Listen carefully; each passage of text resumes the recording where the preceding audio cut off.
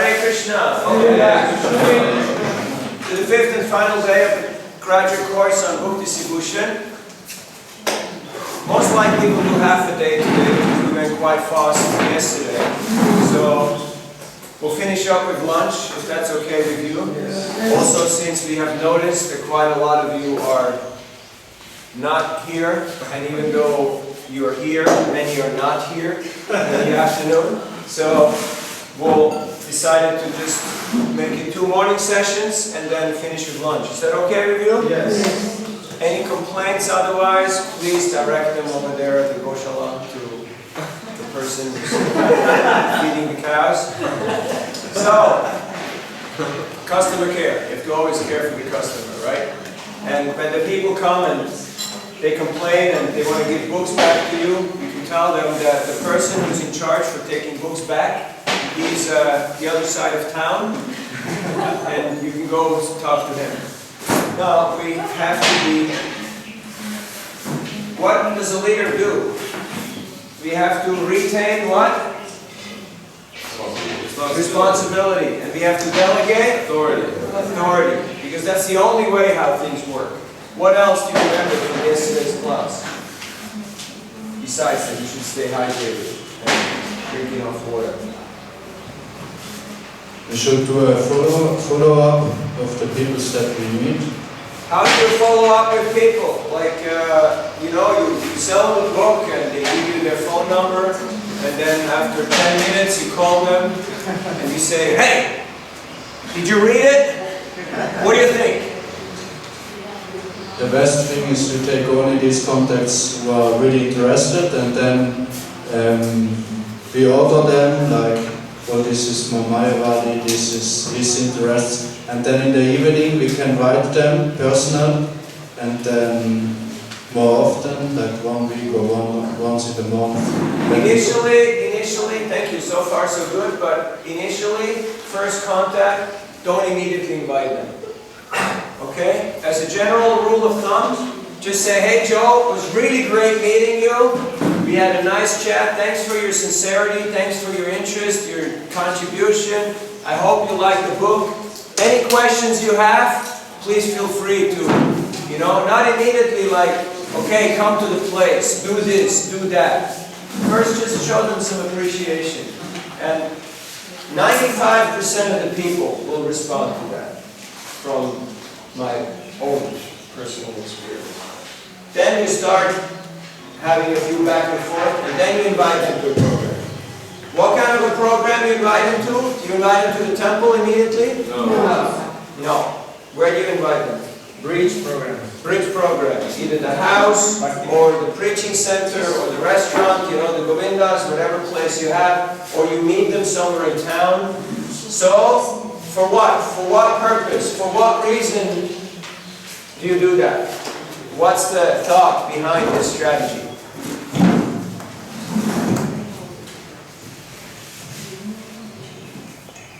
So then you could teach the newcomer? No, you're not going to teach the newcomer. Okay. What's the first thing before any teaching happens? We need mics in the back here. I know you like mics, but they have to move. I was going to say you bring them to the bridge program so they don't get freaked out and people don't jump on them, so you can control the environment a little more. Okay, control the environment is one thing, but the most important thing is still missing. Premi? To be friendly, but why would we want to be friends with them? I mean, you have enough friends, right? Well, why do you want more friends? If we go like to greet them in the first moment, it will be no so efficient that first to know about them, show that we are interested about them personally, and when we have a relation, then they want to know more about mission. Yes. Very good. First, you have to establish friendship. Friendship means some bonding, some trust is being formed. That the person opens up to you, they start trusting you, they're interested in you. Why? Because you're interested in them. And then you can share your ideas. But if immediately you come and you say like, this is how it is, and I'm going to tell you how it is, and this is what we're doing here, a lot of people will just not commute with that type of scenario. But if you want to succeed in outreach and in follow-up, you have to learn the art of genuinely being interested in them. Not just, yeah, tell me something, and now, take this, and You have to really know. On the street it works. You can just first contact, give them the book, but then when you're in the follow-up mode, it's a different ball game. There's different rules to the game.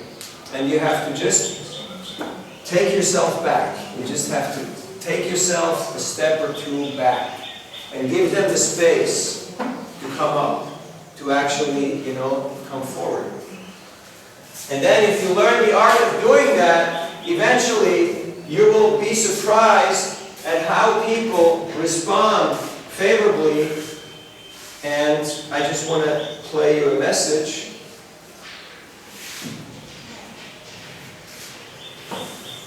from a person who is here right now, and I'm just trying to give him the space and make friends with him.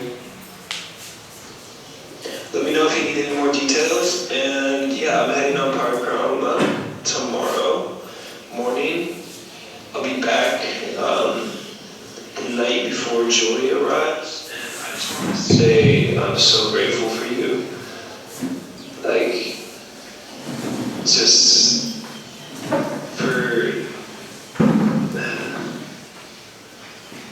knowing what my soul needs, and knowing and being willing to provide an atmosphere for me to grow into a better person.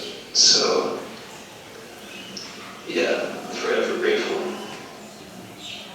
That's what it's about. And that takes time, that takes effort, that takes sensitivity, and you can't push it because people go at their own speed.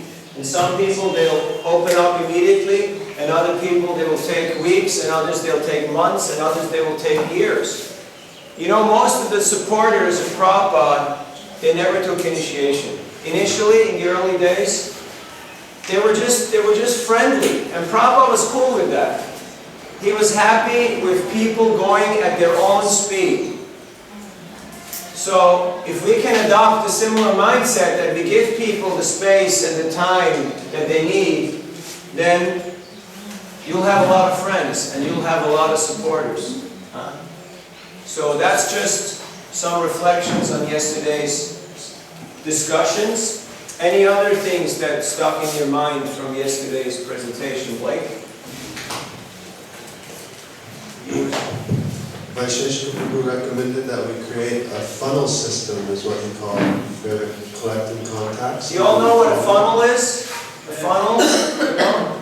And on the top it's very wide, so you can catch as much as possible, and then towards the bottom it gets more and more concentrated till you get the essence. Carry on. I was just thinking about how to do that. It seems like a really interesting thing to meditate on, you know, because I know what he recommends is that you take as many people's contacts as you can.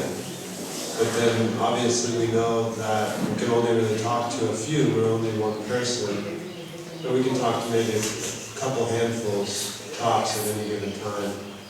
So, Well, the funnel is wide, you know, and you just put yourself out there, and you put the message out there, and you try to follow up with as many leads as possible, but eventually you want them to come down here, and you want them to experience Krishna consciousness in a very direct way. But initially it may be more indirect.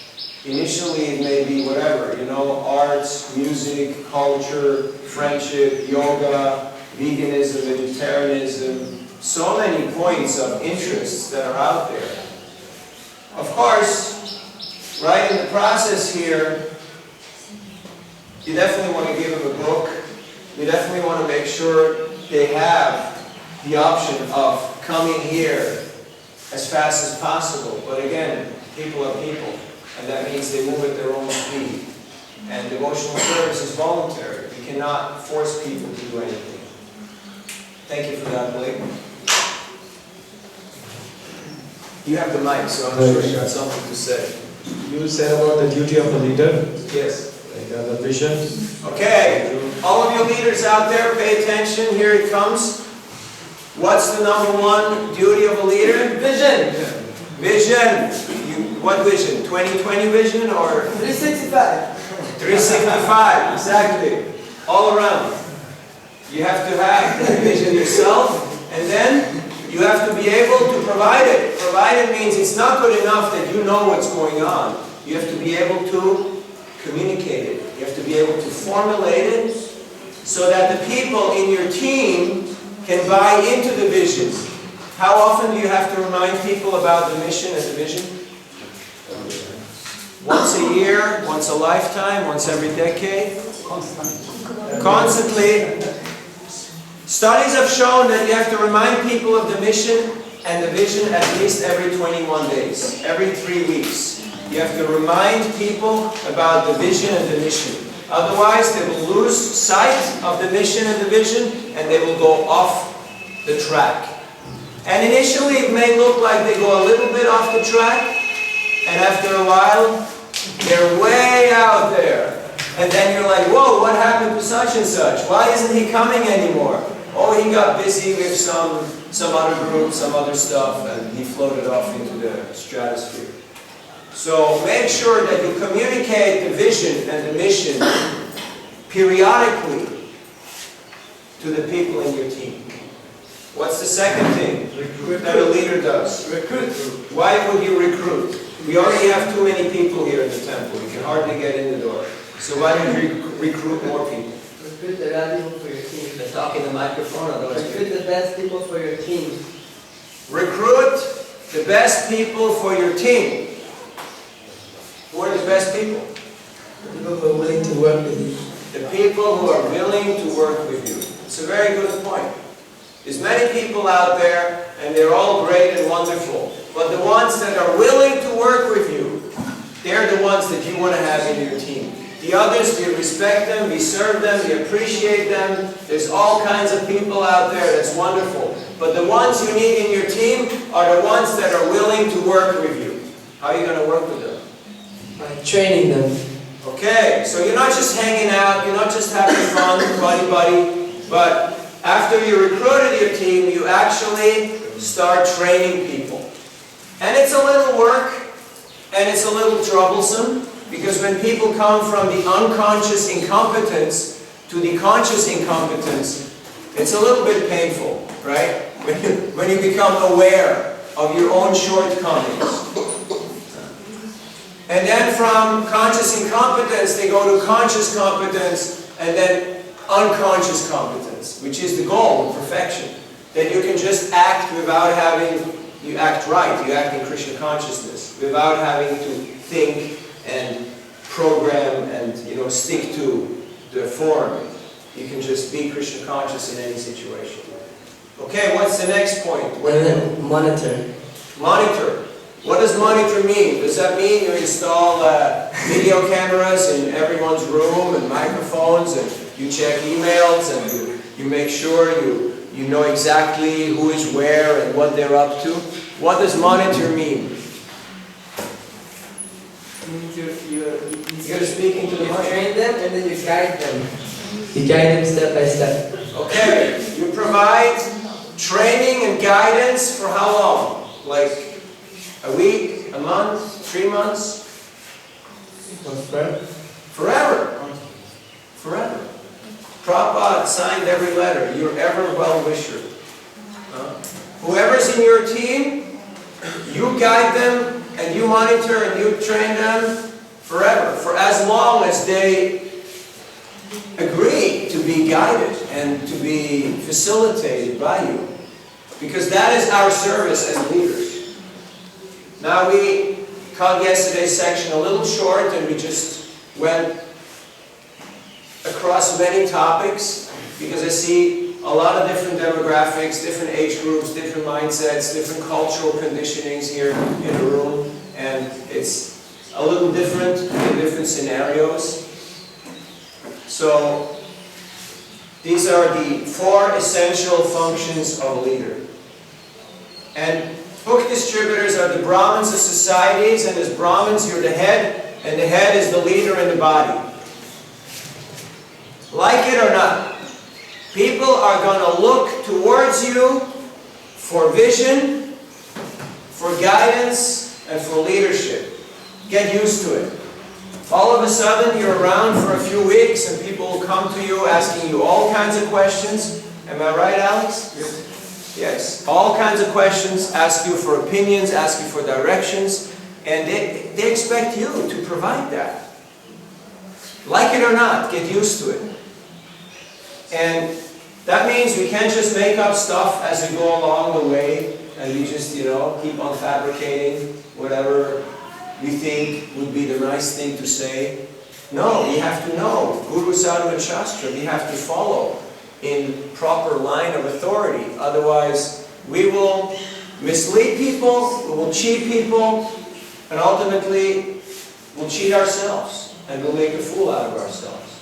Srila Prabhupada always was very strong on this point. He said, I have not cheated anybody. So, as aspiring followers of Prabhupada, we should be able to say the same thing. I have not cheated. I have not misled anybody. What else did you hear yesterday? Does everybody... We got microphones? Please use them. Everybody should be treated equally, newcomers and current followers, like devotees, and so yeah, nobody should be... Equally, in which sense equally? Nobody should be mistreated, We should pay attention to everybody equally, because everybody's attention, we have to take care of the current devotees, so they won't exit the movement, leave the movement, and also the newcomers, take care of them.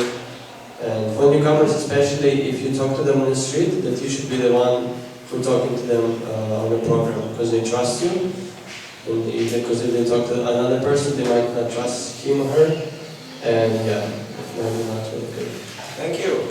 So treating people equally. Do you have another mic here? Can you pass it to the back? Treating people equally means different things. It means you're equally available and accessible for everybody. You do not make distinctions or selections. You actually provide attention, service, support for all the people that are there. Okay, you had a point.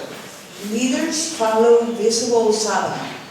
Leaders should display visible sadhana. Not that the leader only shows up when there is a meeting. Have you seen that scenario? Yes. People only show up when there's a meeting. But you cannot really trust a person who you don't see at the morning program. If you don't see them chanting japa, you don't see them attending Bhagavatam class, it's really hard, to trust a person who may or may not practice Krishna consciousness. They just come for a meeting. Because this movement runs on love and trust. This is a volunteer organization. And so we cannot force people to do things. We cannot coerce people. We cannot bribe people. The only force, the only legitimate force that we have at our disposal is what? Huh? Love for Krishna. Love for Krishna, yes. It's love. It's actual, genuine love. Love not as in romantic love, but love as in, I want you to flourish. I want you to succeed. I want you to be well. And if people feel loved and appreciated, they will pay you back with the same currency that you have extended. And that's something very powerful. I was once distributing books at a concert, and there was a car full of youngsters with their chaperone. And I wanted to show the book to the gentleman, but he was too freaked out about all the youngsters who wanted to go to the concert. They were like jumping all over the car, like some young teenagers. So I just saw it was hopeless. Like sometimes you see the situations beyond you. Have you ever noticed that scenario? So then, what to do? So I just greeted the man and said, we're the monks, showing spiritual knowledge today for all the nice people who are coming to this event. And the whole car was just like a cage full of monkeys, and just rattling that cage. So I just saw he was not in his right state of mind, so I just said, have a nice day, fantastic, nice meeting you, and I just walked off. And 10 minutes later, one of the kids came walking up to me, and they were holding a big box with fruits. And there was mangoes, there was cherries, there was strawberries, there was all kinds of fancy, far-out fruit. And they said, the kids came back, and they said, you're a monk? So this is from God's garden, with love for you. And they gave me that. Because I was detached. I wasn't like, okay, you're going to buy this book now and hear my little story. I was just like, okay, have a fun day. And it was nice meeting you. And I just moved on. And then the kids came back and they gave me that. And I said, you know what? And this is God's teachings with love for you. That's the dati pratigrinati, guyamakyati prichyati. That's loving exchanges. They just come out of their own and, present me all this fruit. And I gave them the Gita. There was no one asked for anything. No one was expecting anything. It was just heart to heart. It was beautiful. So you will have hundreds, thousands, countless of such encounters where people will just come up to you and say, hey, I just want to tell you something, or I just want to, I didn't tell this guy, I need a message that I can play to my friends here, I need something from you. No, just put yourself out there and just give. Just be a giver. Because that's what Prabhupada did. He said, a devotee is like a cow. A cow eats grass and just gives milk. A cow is just giving, giving, giving. Never thinking, oh, what's in it for me? What will I get back for this? Who is going to appreciate what I do? Any other points you remember? Yes?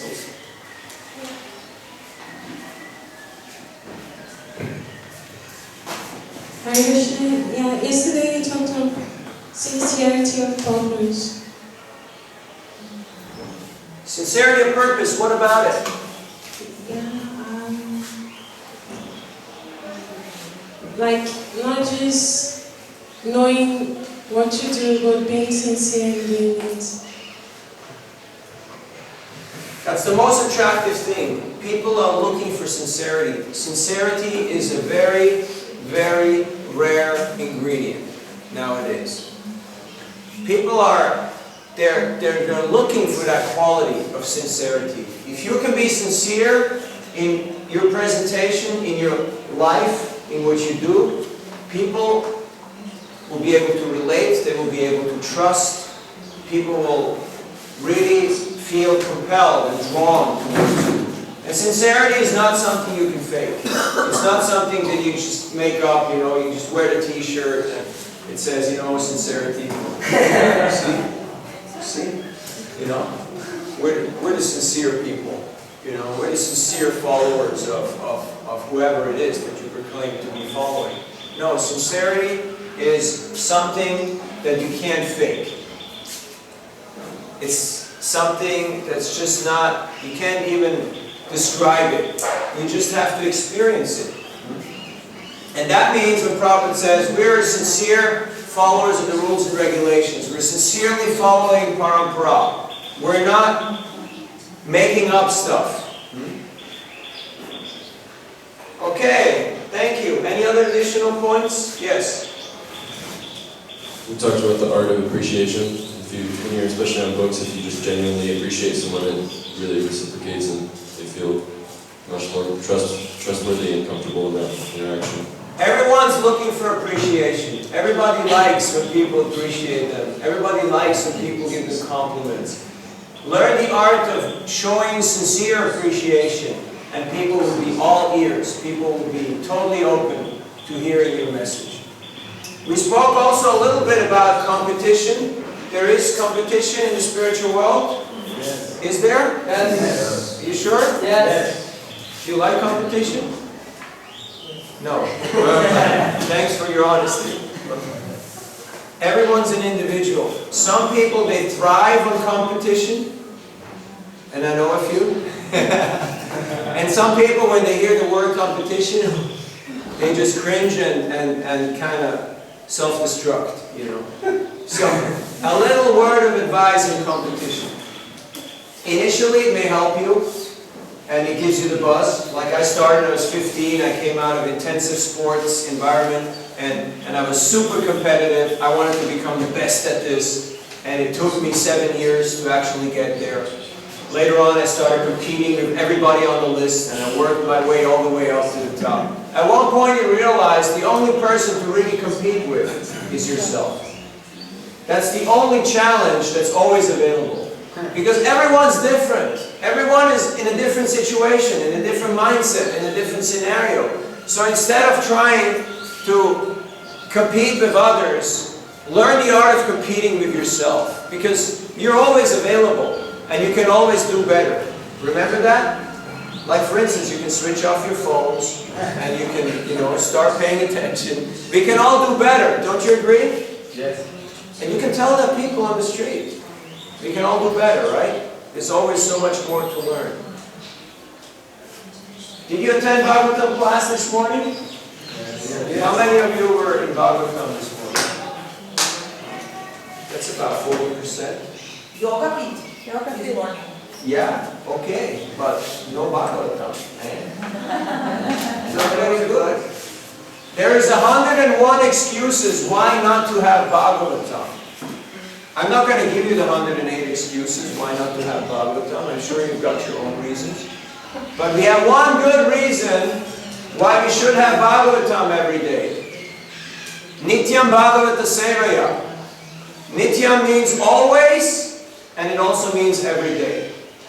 If you're taking notes, it's okay to use the phone, but if you're just communicating with friends, yeah, that's okay. So, Om Namo Bhagavate Vasudevaya. Om Namo Bhagavate Vasudevaya. Om Namo Bhagavate Vasudevaya. Om Namo Bhagavate Vasudevaya. Om Namo Bhagavate Vasudevaya. Om Namo Bhagavate Vasudevaya. You came just at the right moment, okay? You didn't miss anything. Just to make you feel better. Srimad Bhagavatam, 3rd Canto, 9th chapter, text 38. This is Brahma's prayer for creative energy. Yach chakartam gamat stotram matkata vyudayan itam yadvata pasite nishta sa eshama danugraha. This is Krishna talking to Brahma. Oh Brahma, the prayers that you have chanted praising the glories of my transcendental activities, the penances you have undertaken to understand me, and your firm faith in me, all these are to be considered my causeless mercy. Report. When a living entity desires to serve the Lord in transcendental loving service, the Lord helps the devotee in so many ways, as the Chaitya Guru, or the spiritual master within. And thus the devotee can perform many wonderful activities beyond material estimation. By the mercy of the Lord, even a layman can compose prayers of the highest spiritual perfection. Such spiritual perfection is not limited by material qualifications, but is developed by dint of one's sincere endeavor to render transcendental service. Voluntary endeavor is the only qualification for spiritual perfection. You want to hear that sentence again? Yes. Voluntary endeavor is the only qualification for spiritual perfection. Material acquisitions of wealth or education are not considered. I rest my case. So voluntary endeavor, that means not just on our own part, but also on the people's part. You can bring the horse to the water, but you can't make it drink. So we can be nice, we should propose people, we should offer them all opportunities, but ultimately it's up to them whether they take it up. Some will, some won't. It's not in our hands. You have to be not only tolerant and patient, but you have to be detached. You got to be detached, because people are people, and they don't always do what you want them to do. Have you noticed? Has it ever happened to you that people did not do what you wanted them to do? All the time, right? It's just a fact of life. And Sankirtan helps you to understand that and to work with Krishna, who is the inside agent. And Krishna can make them do things if he sees that your desire is pure and sincere and burning. Then Krishna will inspire them, will say, hey, come on, see over there, see that guy? Go talk to that guy. Come on, give him a donation. Take that book. Have you ever noticed that? Have you ever experienced that? How Krishna does that? How he's playing the magic? Krishna plays the magic when he sees that his devotee is sincerely trying to serve him and to please him. So these are some thoughts just as recap from yesterday's presentation. What we're going to do now is we're going to tidy up a few of the pending businesses that we have, and then we're going to have a small quiz and some evaluation and feedback, if that's okay with you. All right. So, and if you have more questions, please feel free to come up with them, because we're here to answer your questions. But first we're going to address the car park, people who don't read. Did we deal with that? Huh? Yes? No? Yes. Are there people who don't read? No. So, you got the mic. So what is it that they're trying to tell you? If somebody tells you, I don't read, what does it mean?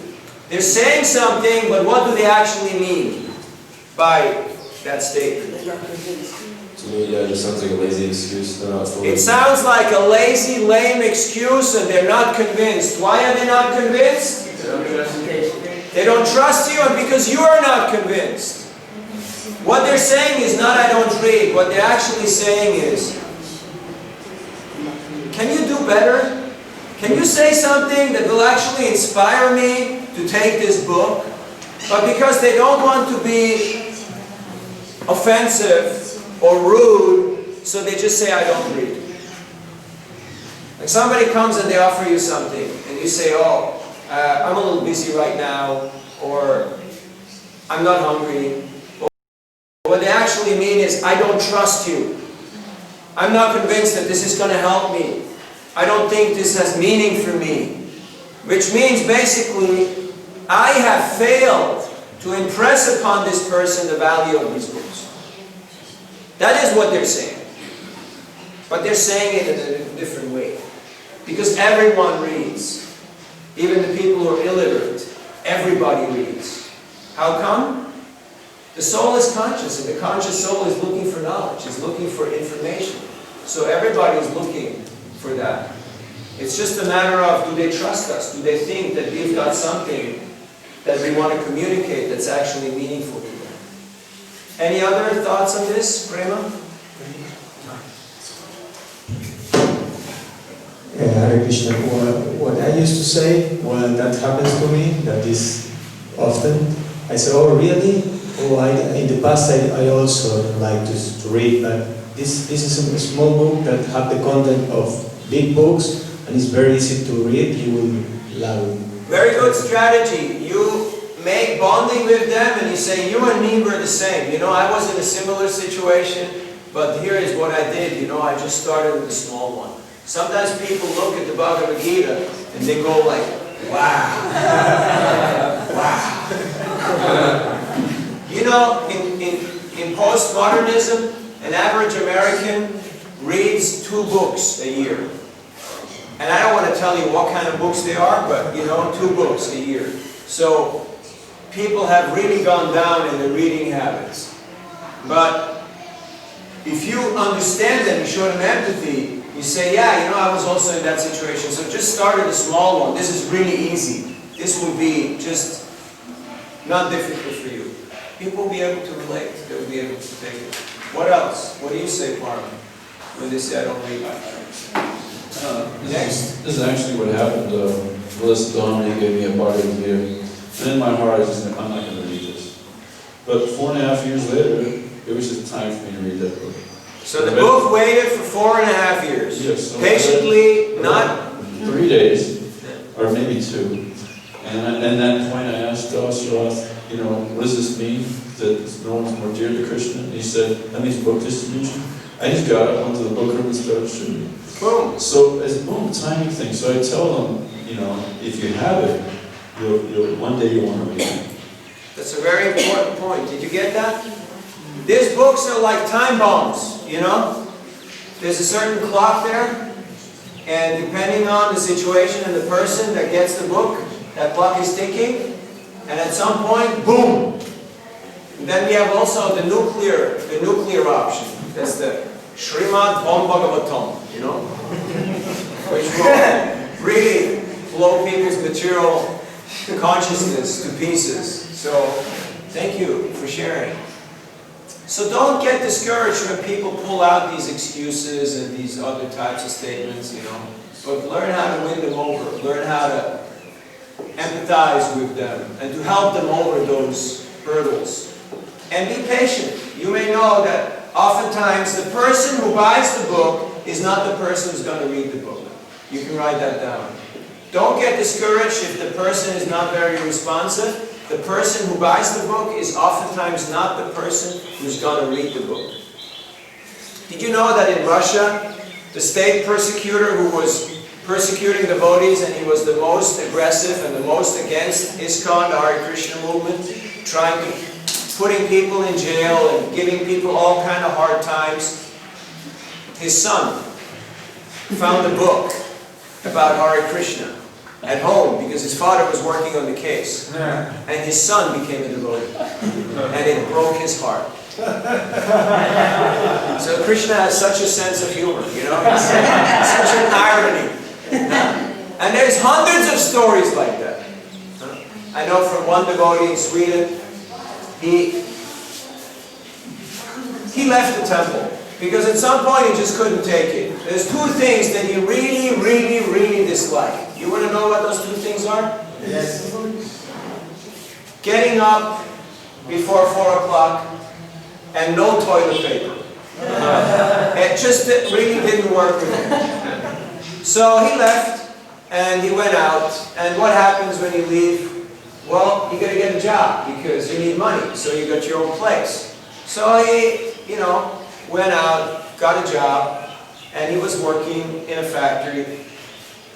And so he's working in the warehouse, and driving a forklift. You all know what a forklift is? No.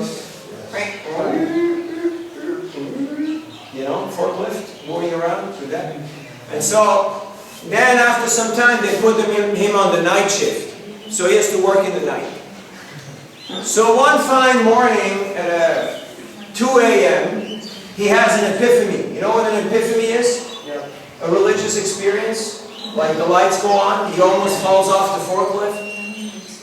He's looking at his watch and he's saying, I didn't want to get up at 4 o'clock, but now I've been working already 4 hours and it's 2 a.m. and I'm in a freaking warehouse and he's driving around big pallets of toilet paper. It's a paper factory. So he was thinking, I want toilet paper. So Krishna said, you want toilet paper? Is this enough toilet paper for you? So Krishna has a very unique sense of humor. Each and every one has got their own personal story. I'll share one of my own. I was in Italy on vacation back in my former household life, and as I checked into the hotel, I pulled the curtain back and I looked down on the square and there was a devotee distributing books right in front of the hotel. And so I just went down and talked to him and I felt so happy seeing a devotee there, so I gave him a donation and he gave me some books. And then I thought, no, I want to give you a donation. I gave him more money, gave him more books. At the end I had all the books and he had all the money. So it was like, okay, we're back to square one here, right? Another time I was also vacationing and as soon as I checked into the hotel, I heard ching, ching, ching, ching, ching, ching, ching, ching, ching. And the Padayatra was just coming into the town. You know? So Krishna, however far you run, Krishna is already there waiting for you. Say hello. But Alex, you got mic? You use it. But Did the guy from paper factory came back to temple? And yes, he walked straight out of the warehouse from his forklift. He came back to the temple and he said, okay, I get up for Mangalarti, all right, no more toilet paper, I'm a good boy, I'm going to do whatever you want. I got the message, Krishna. Bring it. Microphone. You got one in front of you and one in the back. Bring it. One time we were in San Francisco and we were walking in the street and we were like, oh, we miss the devotees, where are they? Like, and we saw Navina Nidara in that time giving books in the street, so we were very happy to meet him doing Sankirtan. And we say, okay, we want to be like more time with you, how can we do? So we say, okay, tomorrow I pick up and we go to do like Sankirtan, we do some Harinam, we distribute Prasana, and then we went to a Kirtan, and a park where Srila Prabhupada was there also, so it was incredible. When we met the devotees, our life changed. Thank you, Prabhupada. Thank you for showing up and making my life change. Okay, so by the way, Getting the Mercy, he's already on chapter number 4 or 5, so if you want to read Chaitanya's book, he's not here because he's working like anything to finish his book. It's a beautiful book on Sankirtan, You have an Akadundabi's book, by the way, thank you so much for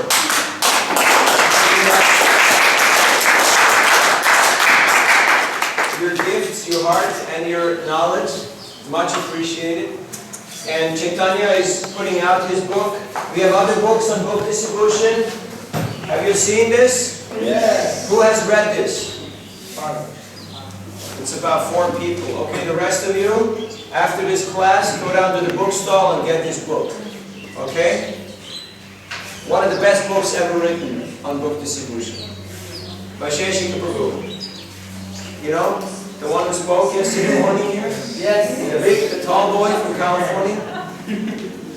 Read this, okay? Got it? Buy this and read this.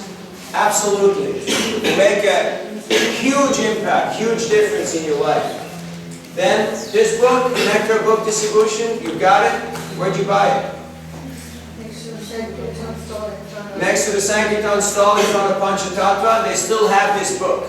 So, buy it, read it, by all means. This is the best investment you can do. This will really help you. Vijay's book is coming out soon. So, all the books that are there on book distribution, read them, use them. This is very valuable information. Okay, when people speak about worshipping idols, how would you counter that argument? Somebody comes on the street and they tell you, you are just worshipping idols. Mara Govinda, what do you tell them? You got the microphone here, please use it. Well, it depends on how the conversation goes. Yeah. If it's more of a sincere question or is it just more of a... So give both scenarios. Well, if it is it's a sincere question, then we say, yeah, you know, we worship a form. Obviously, we don't say that, I don't say that it's a god or something, I say we worship a divine. Everyone calls, you know, by different names, we call him Krishna. You could also say, thank you, you could also say, do you agree that the energy is all pervasive, the energy is everywhere? So that means God, or the divine, is also everywhere. Do you agree with that? Yes. And most people will say, yeah. Okay, so then it's also there in this form, or in this statue. So what's the problem with that? There is no problem with that. And if they're not sincere, and they're aggressive, then what do you do then? And I say, you know, gently say that we'll talk later. We'll talk later. Yeah. Thank you for bringing up this point, but we'll talk later. Prema, and then we move it over to you. What I also say is like, everybody is worshipping idols. You like sports, you like music, so that's another way to worship idols. So you put a poster in your room of some sports star or rock star. Okay, I will worship this form that is God form. Yeah. So everyone is worshiping somebody, and people will agree to that. So then, you're worshiping your sports star or your, you know, music star, and I'm worshiping God. So why are you criticizing me? Yes. Again, previous point about worshiping an idol. One time I met somebody, had a conversation that went the same way, and then I brought up the point that you did, but then instead of taking a conclusion, I just took it's more the opposite. So why don't we just go worship the tree or nature or anything? Why do you have to be in the temple worshiping an idol? Okay, what's the conclusion? What did you tell him? That's why I'm looking for a good response there. Huh? I'm looking for a good response to that one. Did you find it, or you're asking me for the response? I'm asking. Parameshwar's got the hand up, he'll give you the response.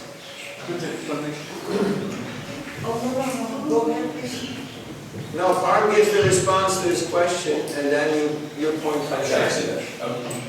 Actually, I just read somewhere Prabhupada saying idol worship is when we worship something other than God. Okay. So then I say there's an ancient system called Archa Vigraha where God agrees to appear in the statue form. And everybody's okay with that. It's really bizarre. And so for like, I expect them to flip out, but they're good. They just accept. They accept, because you're a pretty authoritative kind of guy, okay? You got the mic. have had this conversation, it's been usually with Christians. So I tell them that these are not idols, these are deities. And if you go to the Bible tells you that you don't worship idols from your imagination, but these are deities and are carved according to the scripture.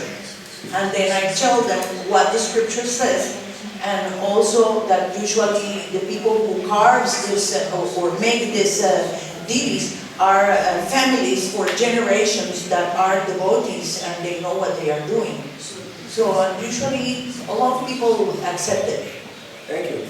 You're welcome. In all the different religious traditions, they have images that they worship. You know, it can be a cross, it can be... There's all different artifacts that people are using for their worship. So, giving the nature argument, I always bring in the example of the sun, like you have the sun planet and the sunshine. So in whichever way you can appreciate the sun, that's fine, you know. You can appreciate nature, other people, they can appreciate the source of nature, you know, what's behind it. They say it's all energy, but where is the energetic? So depending on their level of consciousness appreciation, you can take it to the source, or as far closer to the source that you can go, yes. I also personally like the mailbox analogy that Prabhupada uses. Mailbox, yes. Yeah, does everyone know that? So there's you can't just go put up a mailbox anywhere and expect it to be functional. There actually has to be an authorized mailbox by the post office. So that's a pretty practical one that I like to explain to people. Very good point. All these analogies are from Prabhupada's books. So read Prabhupada's books and you will know all the best ways of how to counter these arguments. One thing I found that what a fool won't ask and what a goat won't eat. So people will keep on arguing and talking stuff ad infinitum, you know, till the cows come home. So don't waste your breath. Don't go too far. Just try to be nice, but then give them the book. If they come up with the next thing and the next thing and the next thing, just cut it short, you know. And remember what we said about people who don't read. What they say is not really what they mean, for the most part. They have another type of agenda. Yes? We need a microphone up front here.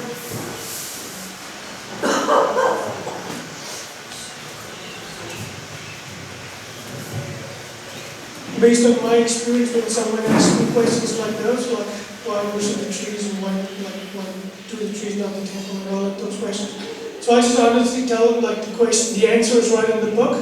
So it's like this answer is right there in the book. If you really want to find that answer, you will take the book and find it. So person who's really sincere will take the book. Where in the book?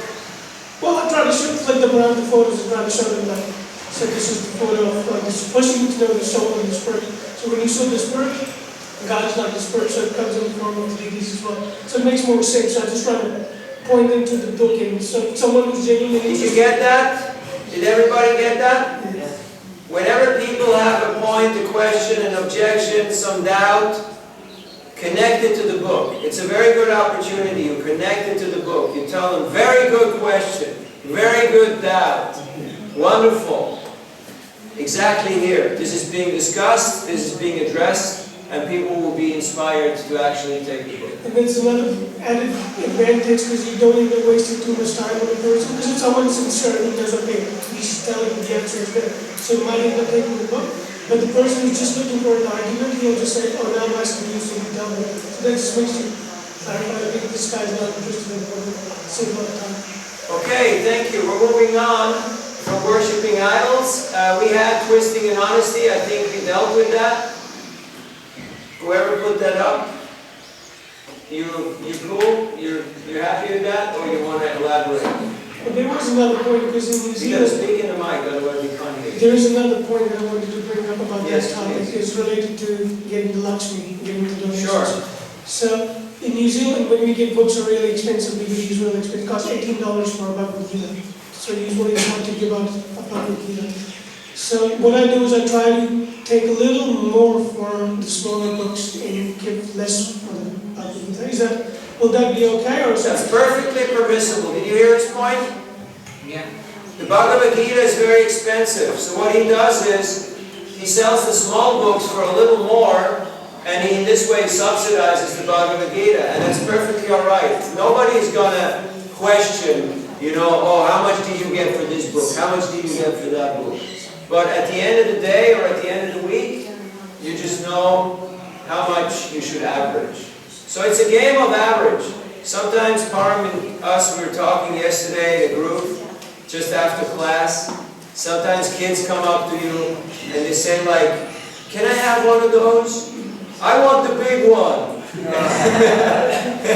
And yeah, I can give you a donation. And then they pull out like 10 or 20 cents, And then you don't have the heart. I mean, you can't disappoint that kid, They came out in full sincerity and they want to get that big book. Are you going to give it to them? Or are you going to tell them, kid, go home and get me $18? Huh? I've got change for you. I can change you for 100. But usually if you give me $2, I'll give you $1. Yeah, you can tell them. And I do that often, and I have people who are, they don't look affluent. They can be homeless people or students. I say, give $1, you get a book. And most often than not, they immediately reach in their pocket, no discussion, they hand over the $1, and they happily walk away with a book, knowing that they got the best deal, and they got a real cool person who's not attached and who's ready to give them something. Under promise, over fulfill. Always give people more than they expect. And the money always comes back. There's no lack of money out there. There's so many people who are like, oh, here, take, just to give you more. It always comes back. But you have to be in a giving mood. Does that work? Okay, we're moving on. Long-term vision in regards to taking risks. How do the two balance out? Well, did Prabhupada take any risks? Yes. How are you so sure? How did Prabhupada take risks? We got a mic here. He risked his life by coming to America? He risked his life by coming to America. Literally. Did you know that in the early days, 1965 and early 66, Prabhupada said, oftentimes I went to bed hungry. He did not have money to buy food, and he went to bed hungry. He didn't know where the rent was coming from. He didn't know if the storefront would be open.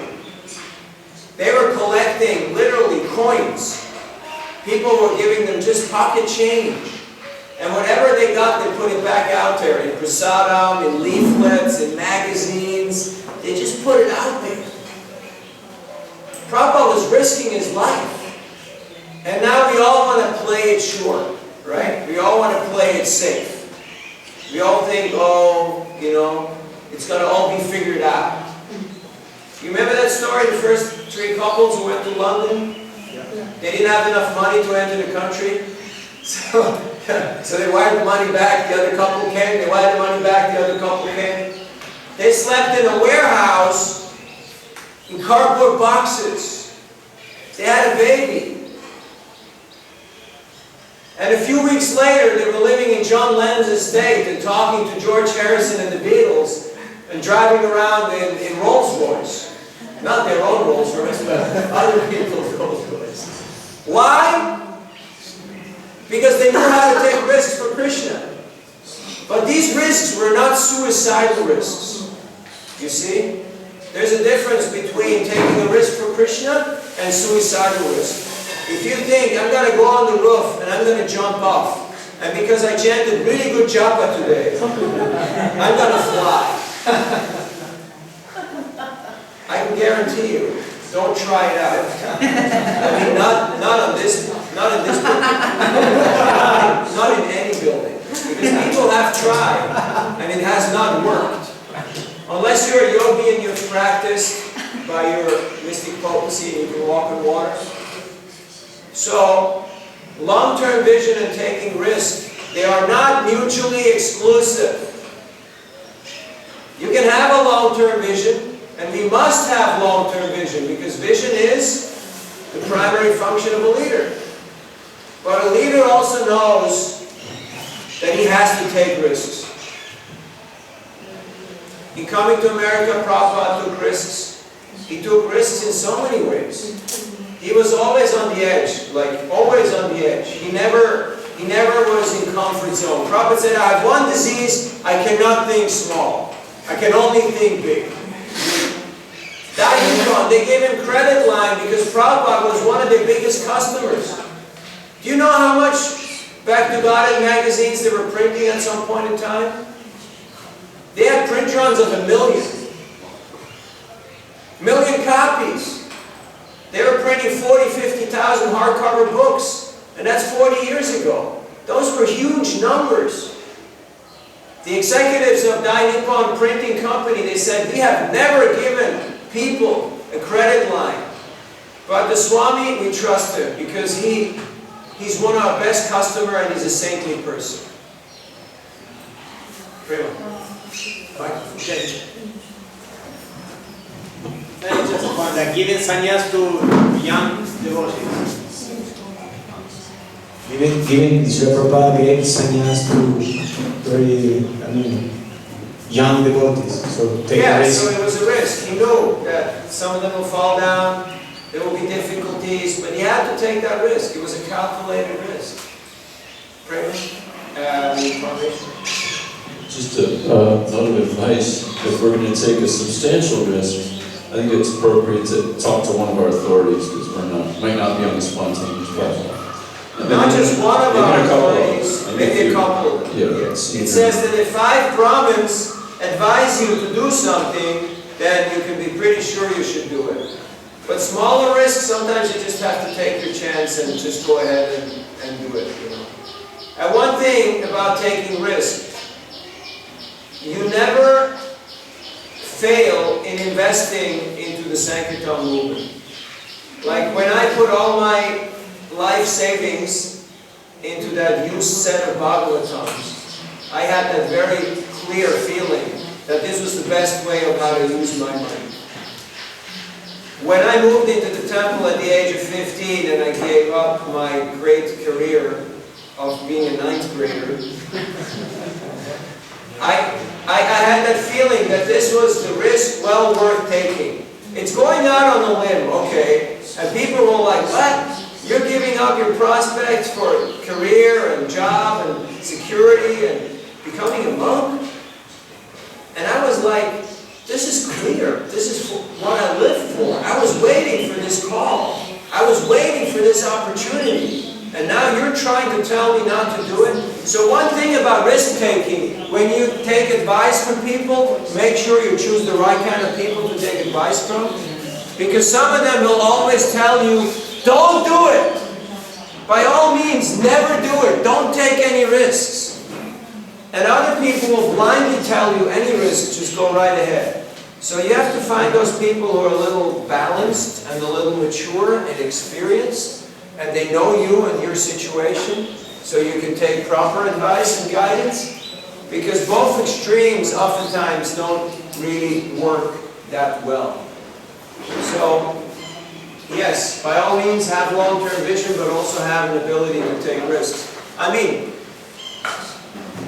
being in a mature world, it's a risky place. Driving from Kolkata to Mayapur is a risky... I mean, some people are going on parikrama tomorrow, right? And they're taking great risks, right? Like you're walking out there barefoot, and you're eating, and you're drinking, while you're camping out. Like, people think it's a big risk, right? It's not a joke. People think, like, this is risky business. But there is no real safety in this world. Have you noticed? Yeah. I mean, you can slip in the shower and break your head. God forbid, but it has happened, you know? So many things can happen. So there is no assurance for a happy, peaceful, and safe life in the mature world. So if you have to risk it, you might as well risk it for Krishna. and use our risk-taking propensity in the right way. Okay, we have money, honesty, BD sponsorships, and marathons. I don't remember how that lineup came together, how we put all of them in a sequence there. Anybody remembers who came up with that? I think we spoke about money, we spoke about honesty. I think the sponsorship was one of the ones. We also spoke about multi-distribution sponsorships. Any other questions in regards to that? Or have we sufficiently explored that topic? Yes? Microphone.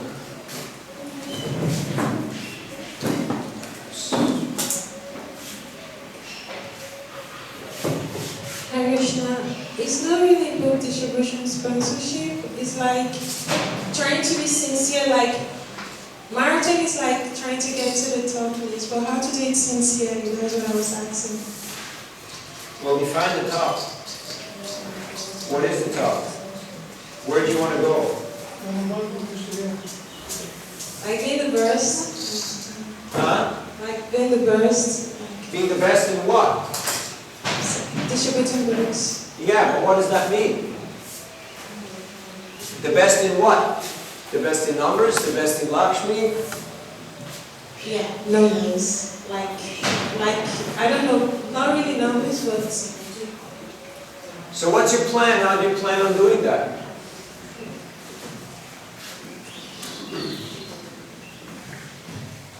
I don't know, but There's many ways how you can be the best.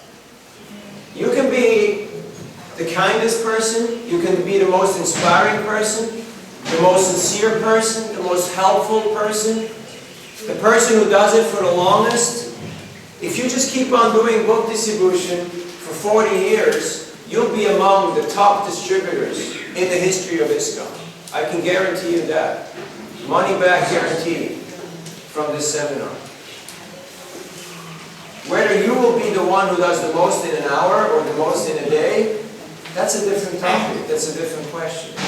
And that relates to logistics, you know, that variables that may be beyond our purview of influence. But to accept what Krishna has given us and to make the most of it, that is Krishna consciousness. Otherwise we're telling Krishna, excuse me sir, there has been a mistake. I was born in the wrong country, I have the wrong color, I have the wrong height, and I have the wrong level of intelligence. Because it's just not fair. Has your mind ever talked to you like that? I wish I would be born somewhere else, I would be somebody else, but that means we're not Krishna conscious. Who here thinks that they have gotten the proper body that they deserve? Or there has been a mistake? No, there's no mistake. We got exactly what we need. And if we sincerely surrender, we can become the best in Krishna's eyes. Don't worry about the scores and what the world thinks. You know, all this rah-rah and jing-bang, you know, it's short-lived. I've seen plenty of that. And honestly speaking, it's not what keeps you going. It's not what sustains you. It's not what really makes your day. So learn how to thrive from a different inspiration, from a different level of motivation. Because if you can only do it if you're the best, what if you're not the best anymore? Can you still go on doing it? Is it possible? How long do you give yourself before you reach the top? Or before you give up? Those are questions that are valid questions and you have to be able to answer them. Otherwise, at some point you run into a snag. You run into that brick wall. And some of us have experienced that. And then it's hard to go on when your mind becomes disturbed and upset. Our tradition, our practice, our theology is we do service for service sake. Why are the gopis the most glorified, most dear, and most elevated devotees in our tradition? Why? Any idea? Strongest love. Strongest love. Strongest love. What does strongest love mean? Selfless love. No personal agenda, no personal interest. The world may disown me, the world may despise me, the world will criticize me. And I guarantee you, this will happen in your life. Your country will hate you, your family will hate you, your own people will hate you. People will question you, people will accuse you. Can you still go on practicing devotional service and the Shiva books in a positive mood and spirit, seeing it as Krishna's mercy? Or will you give up and quit? That's the question. So, think along those lines and learn how to compete with yourself. So every day I try to do better than the last day. That's a positive competition that you can always win and that you can always build and improve upon. But if you think, oh, the girl next to me, she's doing more than me, and oh, that really puts me in a bad spot, and then you go into depressed mode, has that ever happened? And you become discouraged. And you think, why am I shy? Why is she so outgoing? Why is she taking all the customers? And you start getting envious. You start, all that kind of weird stuff that you start projecting. I'm not saying you do that. I'm just saying it's possible, right? Am I speaking about real stuff? It's possible, right? Then you think, why is this guy so tall and he can talk like, and I can't? And then you become, you suddenly start to criticize other people, and you start to doubt and criticize Krishna. Because ultimately it boils down to the same bottom line. Excuse me, Your Honor, there has been a mistake. I'm innocent, and it's someone else's fault. But bhakti means I'm taking responsibility. There's a chair here at the table. Please? Yeah. We want to have people sit at tables because we have more and more people sitting in the back. The back row is for senior citizens and just occasional guests. But those who are regular course participants, they can sit on tables and be involved more actively. Thank you for your great audience participation. So we're moving on here. Excuses and objections. I think we have plenty of that. There's phones and tablets. Are they a threat? Are they a burden or an obstacle that people have electronic devices nowadays? Is this a challenge or is this an opportunity? Opportunity. Opportunity. You remember the story of the two shoe salesmen? Yes. Tell us the story. Loud and clear. Huh? No, they didn't come from. They went. Yeah. One went to Africa. So tell One us. went to Africa and then he came back and he said, I can't work there because no one there has shoes or they're not civilized. And then the other man heard and he said, okay, I'm going this. Because he knows he's going to go there and he's going to sell out all the shoes. Did you get that? Okay, I'm going to debrief it for you in English. You're doing all right. You did great. Two shoe salesmen. One of them goes to Africa. After some time he comes back and he says, you know what? You can't sell shoes there because nobody wears shoes. And the other guy says, what? Nobody wears shoes? I'm going there today. One saw the problem, the other saw the opportunities. Electronic media, e-readers, all these devices. It's a great opportunity. You know, the BBTs, you know what they do now? Here at the back it says, code for complimentary ebook edition included. If you buy the hard copy, you get the soft copy for free. If people download and buy a soft copy, they have the right to get a hard copy for free. So it's 2 for 1. So instead of giving one book, you'll give 2 books. So see the opportunity. How can we do that? Well, you're the smart people. That's why we pay you the millions. You figure it out. You can have redemption codes. You can send people PDFs. You can send them little teasers, little snippets of the books. I know in China, a lot of people distribute books like that. They have their own websites. They have their own e-stores. And people are buying books like anything. Instead of being on social media and wasting your life away to talking to people that don't exist, you can spread Krishna consciousness through the internet by selling a lot of books of Prabhupada. How about that? You can be in touch with all your team members who are scattered all over the city or all over the region, and you can inspire and encourage them to go out and distribute Prabhupada's books. That's a good opportunity, right? And you can also carry the books, you know, like I have 2 sets of printed books, and I have about 3 electronic versions on my different devices.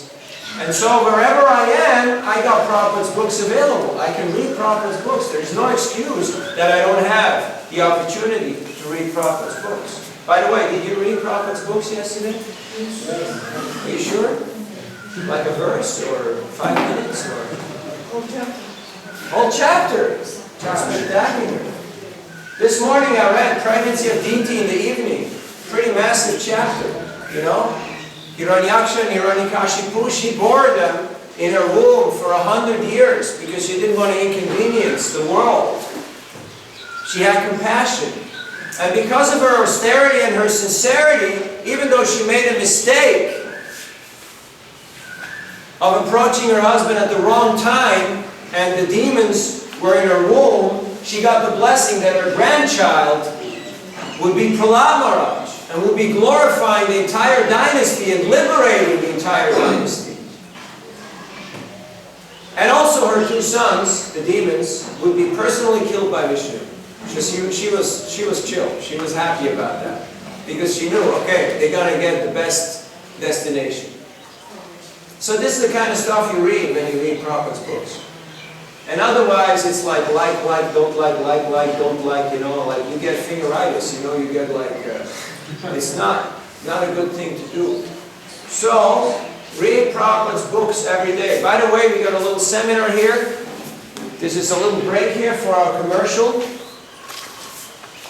Here in Vaishnava Academy, we have a seminar hosted by Srivas Prabhu from the Ministry of Education, Enhancing the Culture of Reading Prabhupada's Books. And it's on the 15th of March. Starts at 10:30 in the morning. Right here, in this classroom. 15th of March. Be here. Learn a few secrets how to daily read Prabhupada's books, how to create study groups, reading groups, how to expand the reading of Prabhupada's books in your own communities. Because imagine if all of a sudden all the people in your congregation start reading and they want to have the books. That's a good demand, right? That's a good demand on books. Because each and every one of you knows at least 10, 20, or 100. I know some have 5,000 friends, you know. What if all your 5,000 friends take a Bhagavatam set? That would be positive anxiety, wouldn't it? You call up your BBT guy and you say, excuse me, I need 5,000 sets here, you know? Can you get them ready? So this is positive challenge. But it only comes when we have a taste for reading Prabhupada's books and we expand that. 15th of March, 10:30, right here in this classroom. One day? One day. It's the whole day seminar. I don't know if they give lunch, but I think they do. So stick around. Be back. Okay? All right. So phones and tablets, by all ways and means, it's an opportunity. It could also be a potential distraction or liability. So be mindful on how you use your devices so they don't turn into vices. You know, any device can become a vice if you don't know how to deal with it properly. So I still like the printed book because the feel, the energy, it's just a different thing, you know, when you have an actual book and you turn the pages. It's just a different mood than when you're just, you know, tapping on the screen and doing stuff like that. But one doesn't exclude the other. So, these are some reflections. Are you guys ready for the test? Yes. Okay, close your student handbooks. We have a little multiple choice test. It's super easy, and there is 4 possible answers. It's 20 questions, and there's 4 possible answers. I would like you to And many of them are correct, but some are more correct than others. So I want you to choose the best answer. Only one. If you take more than one box, then there's no points for that question. You got it? There's 20 questions. Every question has 4 possible answers. You only pick the best one out of these 4. Alright? If it's not clear, read it again. So we'll hand these out, and you have about 20 minutes, maximum half an hour to do that. It's really simple.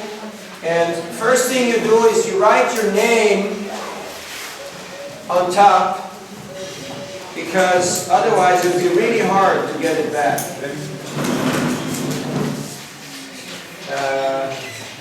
Yeah, just make sure you get, it's always 4 pages that go together. Okay.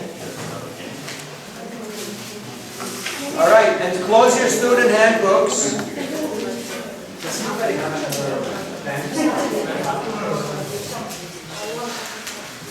And at the end, if you remember the principles and values, you can write those on the back. Okay?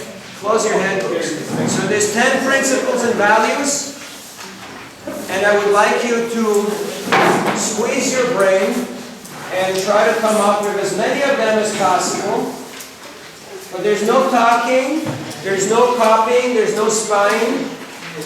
Otherwise you'll be excommunicated.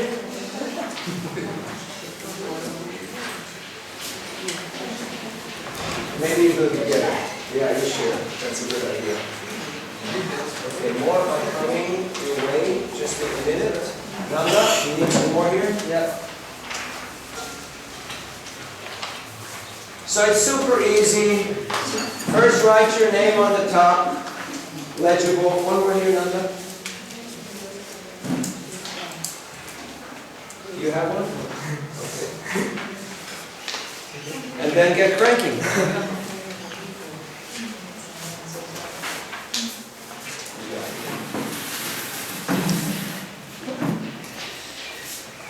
And if a question is unclear, try to go back to the principles and values. What does this relate to? What is the underlying theme? What is the actual topic that's being addressed here? Don't get lost in the words. Try to understand the meaning behind the words.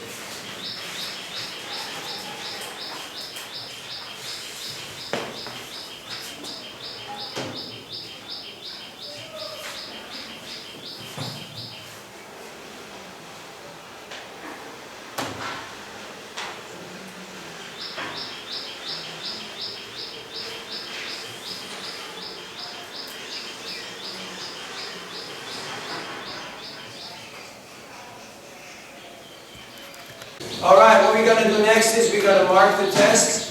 So you're not going to mark your own test, you hand it to the person next to you. You swap test with your neighbor. Okay? Swap test with your neighbor, and we're going to show you the possible answers on the screen.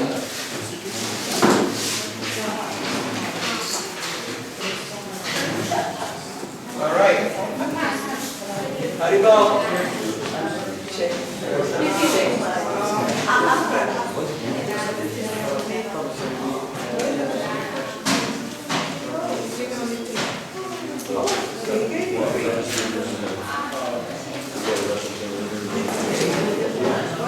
Okay, there's no need for talking. Please swap your test with the person next to you and start giving marks. Is it clear how it works? Ready, go. Can't you see? If you can't see, you can come closer. Okay?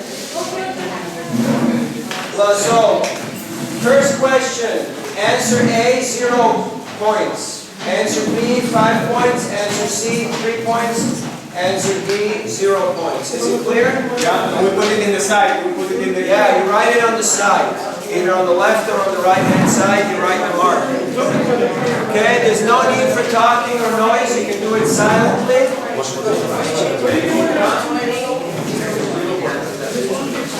If 2 things are marked, then there is no points. We made it clear, only one possible Only one answer to be chosen.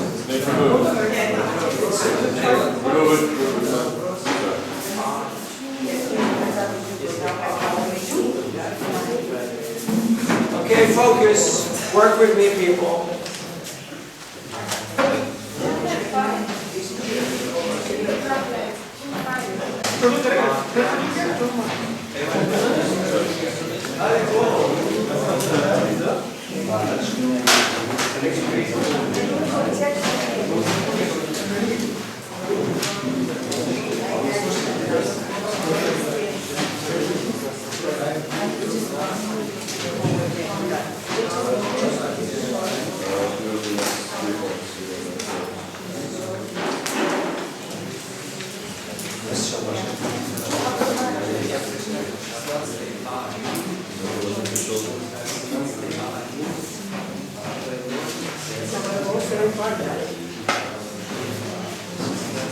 Please be quiet. There's people still working hard to mark tests or to write out their tests. So.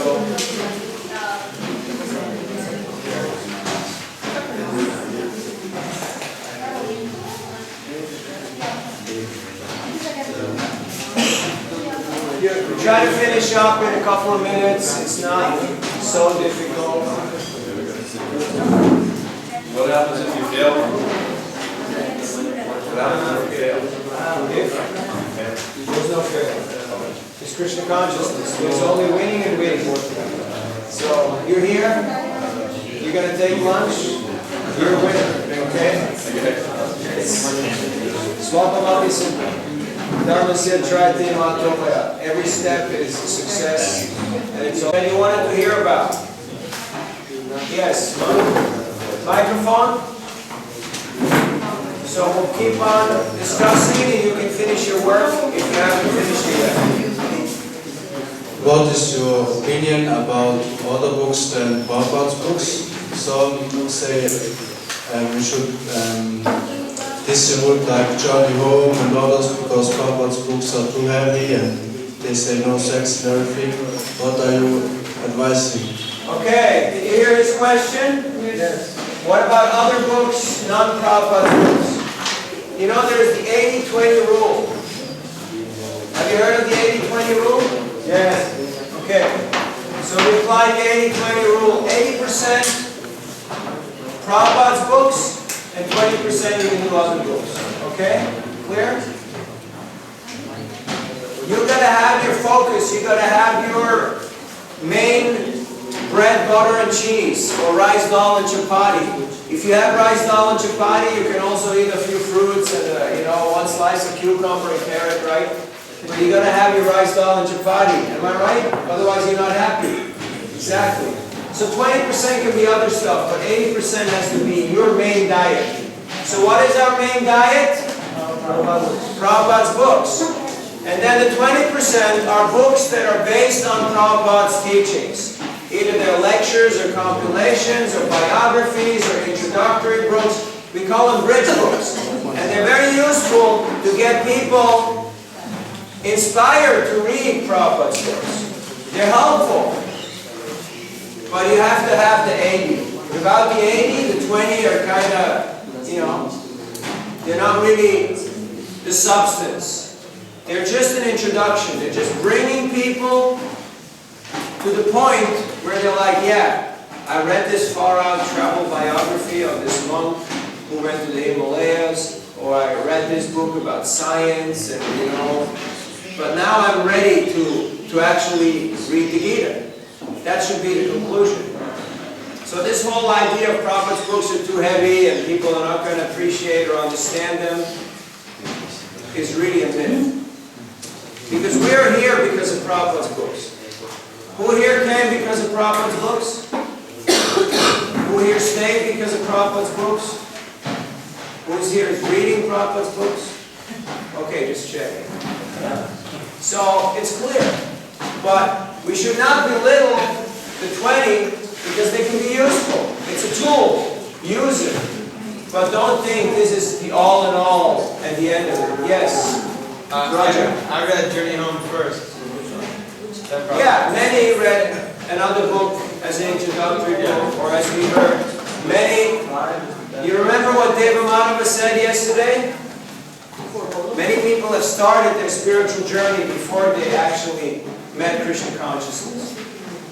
And so, be aware that people will come from all different parts of the universe, from all different parts of the stratosphere. And it's a funnel. And eventually we want to get them to bhakti, pure devotional service to Krishna. So this is a good formula. Keep this in mind. So in your distribution, another issue that people have sometimes, they just start distributing the book of their guru. They think, is my guru, I have to sell his book, this is the only thing I'm going to do. And I'm not talking about the people who just put up a book table during a festival, but I'm talking about all throughout the year. Prabhupada would not be pleased if in 1 or 2 generations everyone's just selling the book of their own guru and nobody is reading or distributing Prabhupada's books. Like for instance in Russia. In Russia now, we have about, I don't know, 2, 3, 4, 500 new books that came out. Because there's so many good publications. Am I right? Naruskam? How many new books are there? Hundreds, right? So many books. But does this mean we're not going to read and distribute Prabhupada's books? No. They're great to have, but what we use on the street should be predominantly Prabhupada's books and a little bit of other books. Any other questions on this topic, or is it clear? Okay. Otherwise Prabhupada would not be happy and not be pleased, because it's his movement and his teachings, his books should be prominent. Other topics, pray. Microphone. We have 2 microphones. One of them is here. So what to do when, there are sometimes devotees that they don't have the mood of Sankirtan, and in Sankirtan they feel that was in other times, that now is not. They start giving good results or something, I don't know what they think, but they don't like that mood.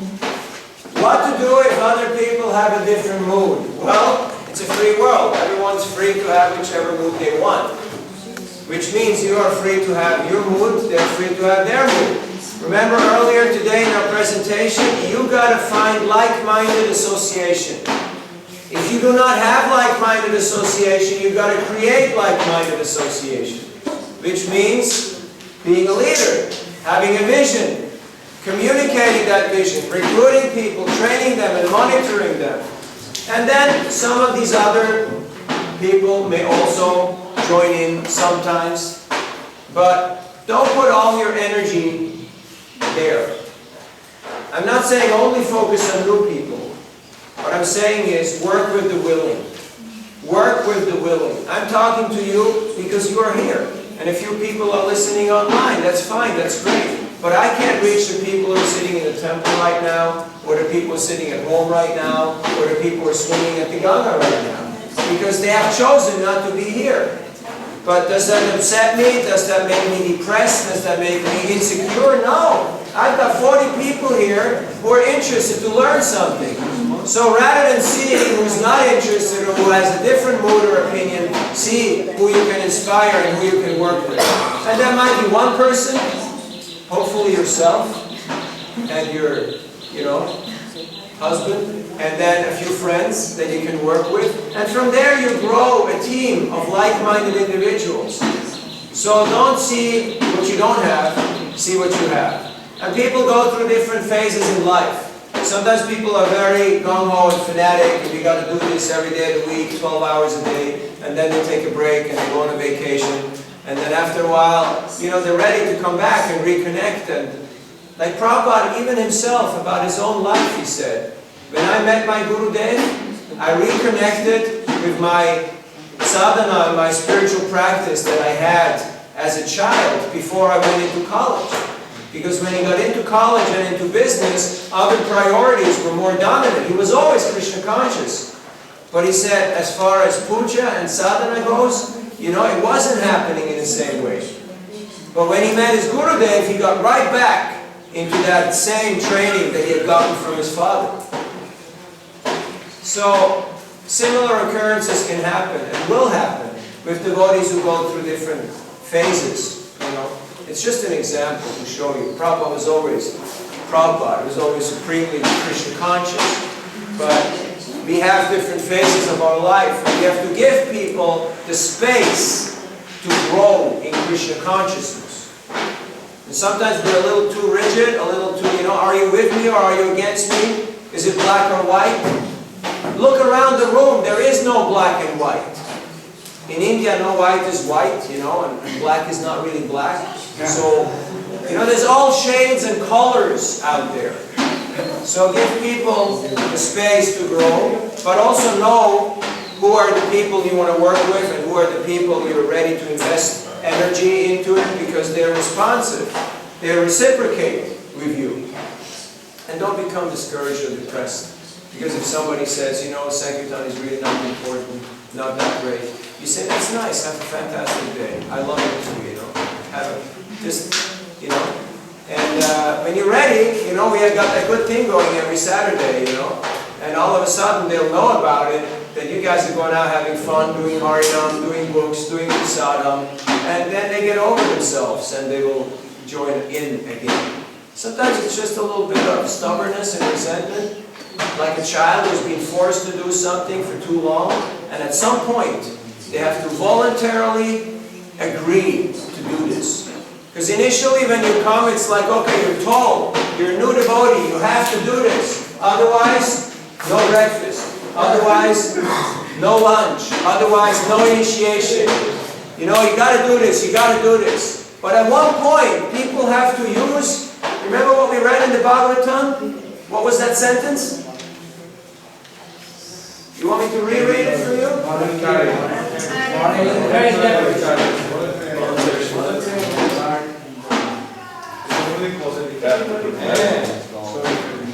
That's a very powerful sentence there. Voluntary endeavor is the only qualification for spiritual perfection. That's pretty powerful. That's Prabhupada, right there in the Bhagavatam. Voluntary endeavor. Now we can inspire them, we can propose it, we can make all the arrangements, we make it attractive, but they have to have that voluntary endeavor. Other questions? Now, by the way, how did you find the test? Was it difficult? No. Okay. So who scored 100 points and above? 98? Above 95? Above 90? Above 80? Above 70? Okay, you've done great, you know? And it got you thinking a little bit, right? There is more than one possible option. There's more right answers. There is different ways of how to do things. So let it roll around your head a little bit. That's the reason why we're doing these things. It's not about, you know, how many points and, you know, I'll get more lunch because I've done a better score like that. Okay, so any other questions or topics before we go into feedback session? Yes, Prabhu. We need a microphone here. There's too many side talks going on. Hare Krishna. Please focus. I have 2 questions to ask. Yes. The first one is, sometimes customers they want to buy Bhagavad set, but now they don't have enough money. So how to do this? Did you hear his question? Sometimes the customer is interested, but he doesn't have enough money to buy the Bhagavatam set. How to do this? One very simple reason, very simple solution to this scenario is you make what's called an installment plan. If the customer is a known person, you can say, okay, can you pay 25% now, 25% next month, and over 4 months? Is that possible? Often that's possible. Another way how to go about it is you ask them, how much can you pay? Sometimes they say, I can pay half. And then you have some sponsorship.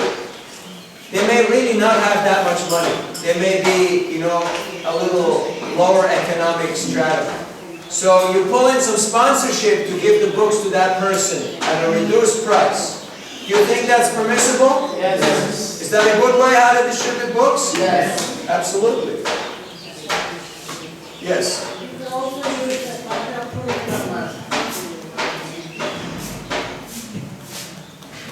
You could also use a Bhajra Mama. Yeah, you can have a special event for Sankirtan, a special drive, like that. You heard of Bhadra Purnima? Yes. Whoever gives the Bhagavatam on a golden throne, on that particular day, will attain the highest destination. So make a drive, make it attractive. Make Bhagavatam installation. You should have a rule that you do not go to anyone's home to take prasad unless they have a Bhagavatam set. It's very simple. If they don't have the Bhagavatam, why would you go there and eat lunch there? Right? It's very simple. So, and if they don't have the Bhagavatam, you can say, I can bring the Bhagavatam to you. I'll bring it to you. And then I'll have lunch at your place. And we'll also discuss the Bhagavatam. Does that sound too radical? No. Lord Chaitanya, what did he say? He said, anyone who's not chanting, Lakpati, 100,000 holy names.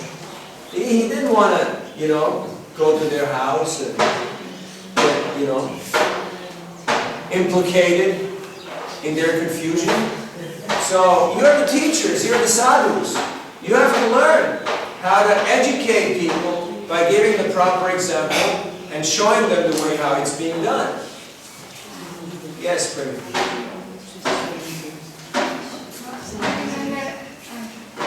I remember a very nice question that one Mataji told me, that Mahatma Prabhu, very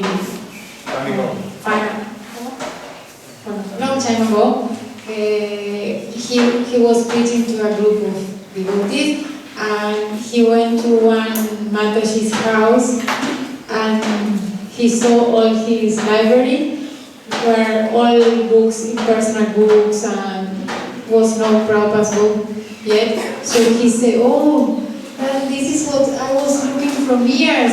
I really want all these books, please sell to me. I need these books. So the Mataji was okay. So she started selling the book to Mahatma Prabhu, and then few months later, Mahatma Prabhu sent all Srila Prabhupada's books for her. So it was like a strategy for him to check out. He bought the books. How? He paid her? Yes. Little man. He took off all the personalities, like a strategy to, and then whatever works. Yes, thank you. Hare Krishna, it's a different topic. First day you were talking about how where attention goes, energy flows. And you said to expand the scope of attention, you have to feel an urgent need. Can you explain a little bit about it? Yes.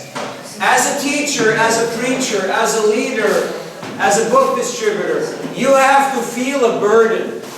You have to feel that I'm carrying a burden, I'm carrying a load. Have you ever been carrying luggage around? Yes. And that the only thing in your mind is when I can put this down. By the way, this is a good Sankirtan line. When you see people struggling with their backpacks or with their suitcases, I always ask them, do you need some more luggage? It always gets them laughing. And then I show them the books. Usually give them small books so they don't, feel overburdened. But as a teacher, you have to have a burden. You have to sincerely feel, I have something that I want to communicate. Otherwise you meet people and they're like, okay, what is it? And you're like, no, I'm fine, I'm cool. Sorry. What you got to tell me? People want to know what drives your engine, what gets you going, why'd you get out of bed in the morning? What's rolling around your head? What is in your heart? People are seriously intrigued. And we should be able to communicate that in a very short and concise way. And oftentimes, because of a lack of words, because of a lack of time, and because also because of the humility of the devotee, he'll say, look, I got many things I could talk to you about, but I'd rather give you this book, and I would rather have you find out for yourself. But honestly speaking, this is what has touched my life and my heart, and I think you could benefit from it too. But instead of telling you so many stories, I just would like you to read this, because it's a really great thing. And people will appreciate it. But you got to have a sense of urgency, and you got to feel the burden. Like Gurudev has given us a certain burden. This is the inheritance that we have gotten from the parampara. If you don't feel that burden, it means we're not really conscientious, we're not really aware of how things work here. We think, yeah, I'll show up for the good times, for the benefit, but when it comes time to make the contribution, then I'm not really up for it. But it's a burden of love. You see? There's the example given in the Bhagavatam that the money of the businessman, the husband of the young wife, the ornaments on the girl, they're not a burden. They're actually a burden of love. They're joyful. So this gift, this mission that we have gotten from our teachers is a burden of love. Otherwise, if we think like, why did Prabhupada, why did he demand so many things of us? And why did he ask us to do so many things? What did he tell us? Chant Hare Krishna and be happy. Take prasadam, be blissful. Go back to Godhead. How much of a burden is that? But if we don't have appreciation, it can happen, and we have seen it happen, that people think, why so many rules, why so many regulations, and why so much service? It's a burden. And they feel suffocated or crushed by it. But if we have appreciation, then even though there might be a lot of load, there might be a lot of, responsibility and services, we'll feel enlightened, we'll feel inspired by it. But what you do when you realize that the task is too big and you can't do it? Pray. Pray, yeah. And then God answers you and tells you what? What do you do when the task is too big? Ask for help. You bring in the army, right? You get all the monkeys. You get everybody to come and help you. That's what is supposed to be doing, right? You recruit, you train, and you monitor. So you as Sankirtan devotees, as leaders, you have to learn the art of knowing how to spread the load. Not that you get crushed or bogged down by all that responsibility, and it becomes, headache, but you have to learn how to delegate. Delegate, outsource, and simplify. You have to learn how to play the ball. And in this way, things can grow. Does that help? Just a follow-up question. How can that relate also to sadhana? How can you? How can expanding our scope of attention and feeling the urgent need, how can that relate to our sadhana also? Because that's an important part of our distribution. Well, sadhana is foundational. Foundation has to come first. Before you build a big house and you do all the great stuff out in the world, you have to take the foundation and fill it with solid, with solid substance. If your substance is not existent or it's corrupted, like you have seen sometimes in these buildings where people compromised on the foundation, or they compromised on the quality of material, or the quality of workmanship, the whole thing just fell flat. Even though they built big skyscrapers, but the thing just went kaput. So sadhana is foundational. Don't be a minimalist. Don't cut yourself short. Don't think, oh, I've done my 16 rounds. I've turned a few pages. I showed up. I saw Krishna at the temple. That's it. I'm done. Now I can do any damn thing I want. It's the wrong attitude. Now I'm a graduate from Bhakti Shastri. Some people are smiling. And then Maya will, kick you in the teeth. So don't be just superficially involved in the practices. You can always chant, you can always read, you can always do more. But know how to manage your time, manage your life in a productive way. Does that work? Other questions? Yes, Mama. Can you explain a little bit about your life, about your vision? Where's your spiritual master? Where are you living? Where are you going? What are your plans for the future of Sankirtan? Well, that's a lot of questions before lunch, you know? If you like, we can go on a walk and I'll share some of my ideas with you. We can do that. But I don't think it's so interesting or intriguing to the whole audience. So I don't want to waste everyone's time, but thank you for asking. Any other topics that are important to you or to the class? I was just wondering, generally speaking, what have you found is your most successful opening line and donation line, or is it completely variable? It's variable depending on the place where you're in. Like here in India, the best opening line is Hare Krishna! Hare Krishna! That's the best opening line. Because people know it's Hare Krishna, they know it's blissful, and they know it's personal, and they know that there is no way escaping this guy, because this guy means business. You know, like you see Lord Chaitanya, and he's out there, he puts his hand out like that, and others put their hand out like that. It's like they mean business, you know. They're not like, hi, you know, they're like, Haribo! So that's one approach, you know. In the West, just be friendly. But friendly means, you know, relationship. So different ways of greeting people. You just have to be yourself. And again, you gotta have a mission, you gotta have a purpose, you gotta have a sense of urgency. But not that you wear it on your sleeve, that you're pushy or that you're, you know, like aggressive. You're nice, you're mellow. Like you can see, Vaisheshika Prabhu, great sense of urgency, great sense of mission, but very relaxed, very, you know, very chill, very sober. That's the goal. There's a saying, you should carry a big stick, but you should talk softly.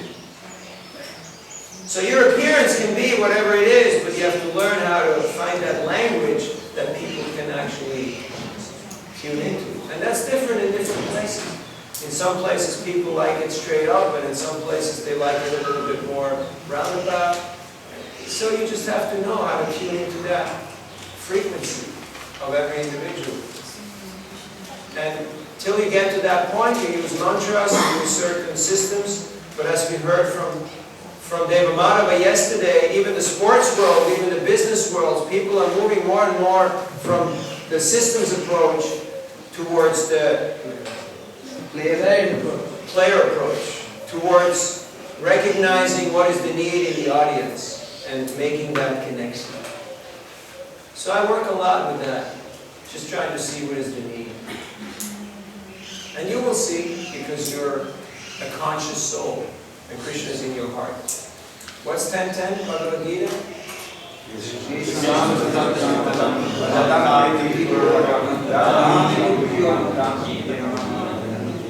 Even if you don't know the whole shloka, the Dami Buddhi Yogam Tam, Krishna gives you the intelligence. I don't care what your IQ is. I don't care how many points you scored on your exam. But if you have faith that Krishna will give me the intelligence, and I've seen it. I've seen people who were not bright, not educated, not smart, not even literate, but because they were sincere, Krishna gave them the intelligence, and they touched countless people's lives. And I've seen brilliant scholars who could not even tie their own shoelaces, and they stumbled and fumbled, and just, you know, took the big rope and went off and hung themselves, literally, because they just couldn't figure out how to be of service. So have a service attitude and be ready to be an instrument of Krishna. Harinamananda Prabhu, my older brother, he always says, you just got to step out of the center. You know, when you step out of the center, then Krishna can be in the center. You just have to let the energy flow. You can't be blocking that energy. You understand the analogy? You have to put yourself out of the center, and Krishna can work through you as an instrument. So these are some reflections. Other points? Other questions? This is your last chance, friends. After that, it's all over. It's bye-bye. Yes, Blake? Microphone coming at you. So I'm curious about if you can offer some ideas about how to get sponsorships. My experience is that sometimes devotees want to give things that you don't need, like they'll buy a shelf that they think is nice for book tables, or they want to contribute some new design for, you know, like, and it's not necessarily what you're after. So how can we be proactive about getting sponsorships that could actually be? Well, one thing, by making a list of what you need and communicating that to the congregation, that would help. The other thing is by taking all the things that they do offer, and you know, you can always sell them or gift them away. And you know, another thing is also, like, if you have a burning desire, Krishna will empower you. Like Prabhupada, he wanted to print the first canto. And now he's a sadhu, he's got no money, he's got no means, he's sitting in Vrindavan, he barely got enough food, but he's just trying. And he's just going and meeting everybody and speaking about his project, speaking about his vision, about his mission. And Krishna just sends his people. Did you ever notice how Krishna sends you people? And just makes things happen for you? And that's true in Sankirtan also. Sometimes I walk around in the woods here, and I just go far way off, but I carry a few books with me. And then there's a truck, you know, from Bihar with steel rods, you know, who's parked on the side of the road. And I just start talking to those guys who are on that truck. And I happen to have some Hindi books, you know. And they're super blissed out to get some books in the middle of nowhere, you know. They meet some white guy who gives them, you know, teachings of Lord Chaitanya. So, intense prayer. And also learning how to communicate your message. But depending on Krishna, knowing Krishna will give you, this is something you can write down. Krishna will give me as much as I can handle. Krishna will not give you more. Krishna will give you as much as you can handle. He doesn't want to embarrass you. He doesn't want to burden you. He doesn't want to deviate you. So Krishna will give you as much realization, support, and facility as you can handle. Do you agree with that? Yes. And if you can take care of 1,000 people, Krishna will send 1,000 people your way. If you can take care of hundreds of millions of dollars, Krishna will send you that. Prabhupada said Krishna can give you the whole world in 18 days, like he gave it to the Pandavas. But we can't even keep a couple of bathrooms working, you know. It's hard work, especially this side of the Ganges. So why will Krishna embarrass us and give us more than we can handle? So expand your Krishna consciousness, your appreciation, and your vision, and Krishna will send a lot of facility your way. But if you go after the facility and you start chasing stuff, and you start fundraising, and you start pulling people in by the hair, and then it just becomes pointless, meaningless, you know? Like, now we got all this money, what are we going to do with it? Everyone starts fighting, and everybody starts, you know, attacking each other. It becomes a whole burden. Krishna only wants our love. It's the only thing that's missing for him. That's the only thing that's attractive, is your love. And if you're ready to give Krishna your love, Srimati Radharani, Lakshmi Devi, she's right there. And she's like, whoa, somebody wants to do something for my Kaya. Somebody wants to do something for Krishna. Okay. I'm going to supply. So sometimes it might not be exactly adequate according to our limited vision, but in retrospect, it's always sufficient. Other questions? Harm? Reflections? A comment with that? I mean, I've seen that when we go for facility before preaching, it seems to be, I mean, I'm saying always, but often a trap. And a trap. Do you hear that? A trap. It can be a nice trap. It can be a golden trap. It can be a jeweled studded trap, but it's a trap. What's the sign of a trap? You get caught up in it, and you can't escape it. And the worst thing is if the trap is so nice that you have no desire to leave. And you think this is the perfect situation. But you don't really see the urgency and the sense of service opportunity and the sense of mission and purpose. But you just get stuck in the facility and you can't move. That's a trap. And then anybody that comes to you that wants to go preach, you say, no, you got to distribute hats, and you got to do stickers, and you got to do all these things in order to pay for this facility. It's great. It's all part of our history. So if you don't believe the wise men, read the history books. And if you don't believe both, then go out and make your own mistakes and learn from the school of hard knocks. But it's a painful experience. Just one sutra that you get from Nectar of Devotion is Prabhupada saying, preach, and when there's enough money, then build a temple, or whatever. Yeah. So, just some thoughts. We just saw the video yesterday. Prabhupada said, book printing and book distribution cannot be stopped. We don't put everything into real estate, and then we have to figure out how we're going to maintain this huge white elephant, you know. But we put all our effort into preaching, into book printing, book publishing, book distribution, and education and cultivation. And then, with all that energy that's being generated, then we build projects with that and engage people. But it should be organic growth. Prabhupada was happy to start small. Have you seen the pictures of 26 2nd Avenue? His center, his temple, was smaller than this classroom. It was about half the width and a little bit longer, with a little bathroom in the back. It was a small place. But because Prabhupada was happy to start small, and he had a big vision and a big heart, Krishna sent him the people who made it happen for him. And the same can be done by each and every one of us. If you're ready to be a team player. And that's just another thought that I wanted to bring in, that if you want to actually succeed, you have to be ready to work with people who are smarter than you, people who are better than you, people who are more accomplished than you, and you'll serve them. That's what Prabhupada did. That's what all the great visionaries and leaders did in the history of the world. So if you want to succeed, don't be afraid, don't be insecure, bring in people that are smarter and better than you, and support them, serve them, help them. And in this way you can do magnanimous things.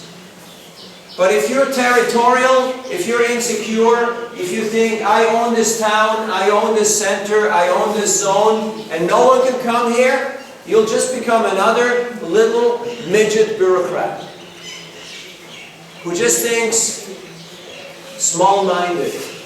But Sankirtan means Brahman. It means you have to be magnanimous. You have to have a big heart.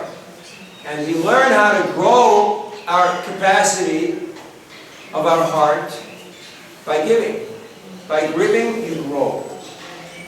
The only way how to grow is by giving. So, thank you for your great audience participation. What I'd like to do, we got half an hour left. We got one question and then we get into feedback session. Yes? What are the 10 values and principles? They're there in your student handbook. Remember something like long-term vision and what else? Customer care, honesty, accurate representation, devotee welfare, strong sadhana, you know all that stuff? It's all there. Okay? So just read up in your student handbook.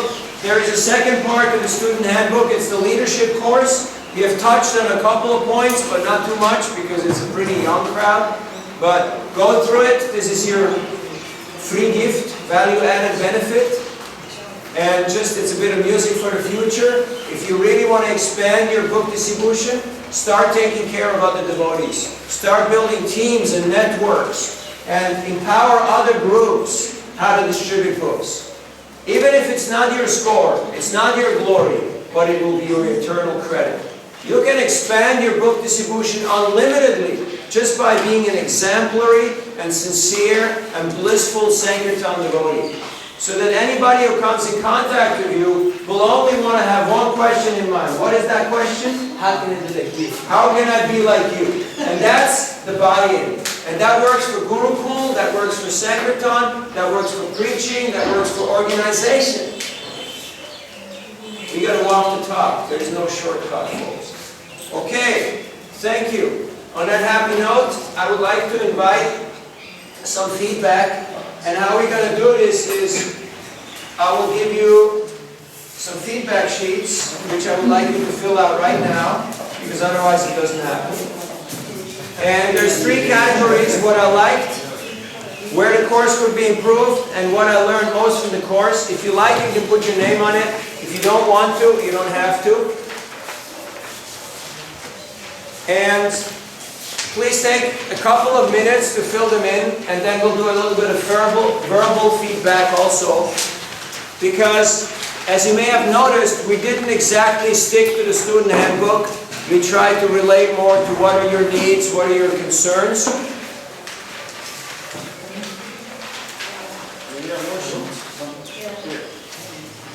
So I'll take a few minutes to fill this in, and try to be specific. Because if you just say, oh, it was nice, you know, that doesn't really do so much. But be very clear and specific. I like this, this, and this, and this, and this could be improved. Is it clear?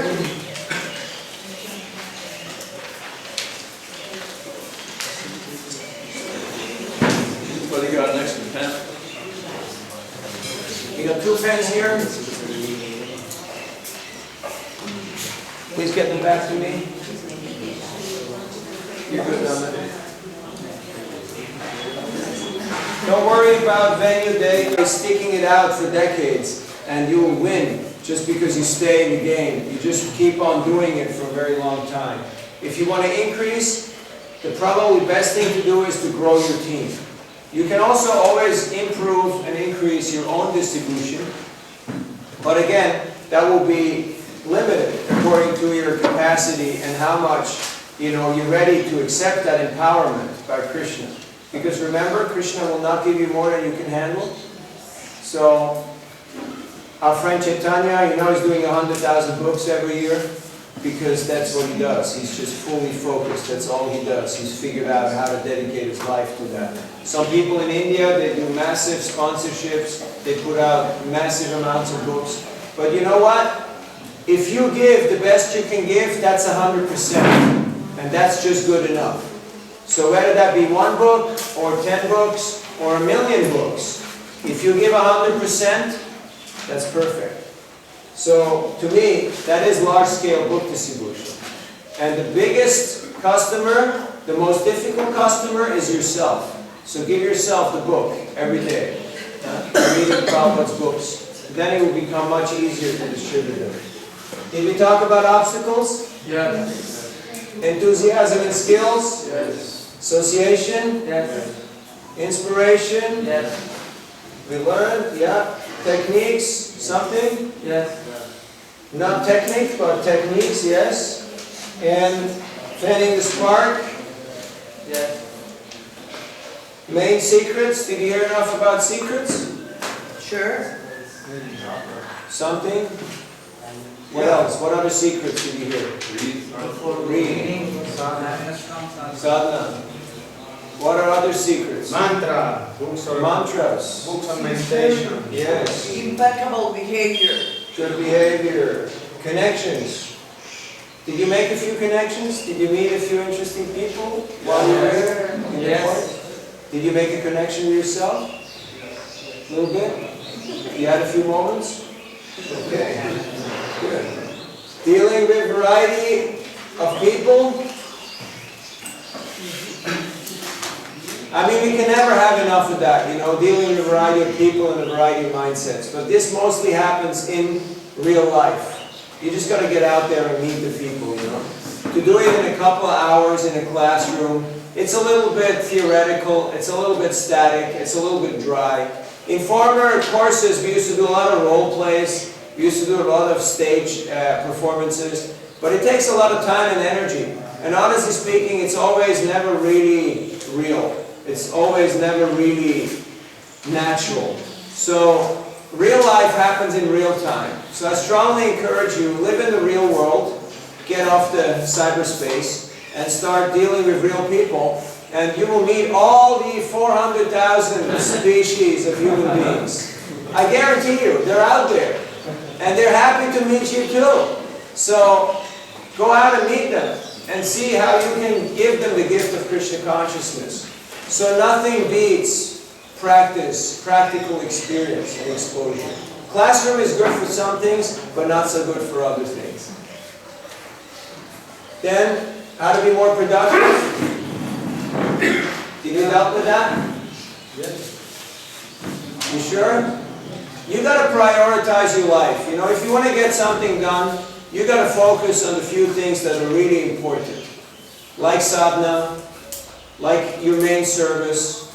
And then you can do a couple of other things too on the side. But you have to figure out what is your mainstay. You know, like the 80-20 formula. Rice dal and sabji, right? Or chapati, wherever you come from. Then 20% you can do some other stuff. But your 80% has to be clear. Jai Veda Swami says, and he's been very productive as an editor, as a writer, as a, you know, working for the BBT. I get up and I do the same thing every single day of the week. If you change your approach and your strategy and the things you do every given day of the week, I guarantee you, you will never really get much done. If you focus on the essentials and you do the same thing every day of the week, just by numerical strength, you will get a lot accomplished. So figure out what your 80% are and focus on that. And then have the other stuff for balance and for fun. But keep your ratios clear. How to get power? Did we talk about that? Power? You know, like you got the power sockets, you got the power outlets. How do you get power? You have to know where power comes from. You have to connect to the source. You have to be switched on. You have to be plugged in. You can't be detached. You have to be tuned into that frequency. You have to have a live wire. So your relationship with Guru and Krishna is not something static or something theoretical. It has to be live. You can't be in Shantaras. You know Shantaras? Neutral relationship. Peace and love, right? You're okay, I'm okay, but I don't really care about anyone. You have to have an active service relationship with Guru and Krishna. Then the energy flows, the power, the potency flows. Inspiration, we talked about. Go deeper into book distribution. Know about our family business. Done. Skills. Done. Okay, so did your expectations get covered? Yes. Anything else? Any other topic? Okay. So what I'd like to do right now is I'd like to hear from you a couple of points that you liked and where you felt like, and I need my pens back.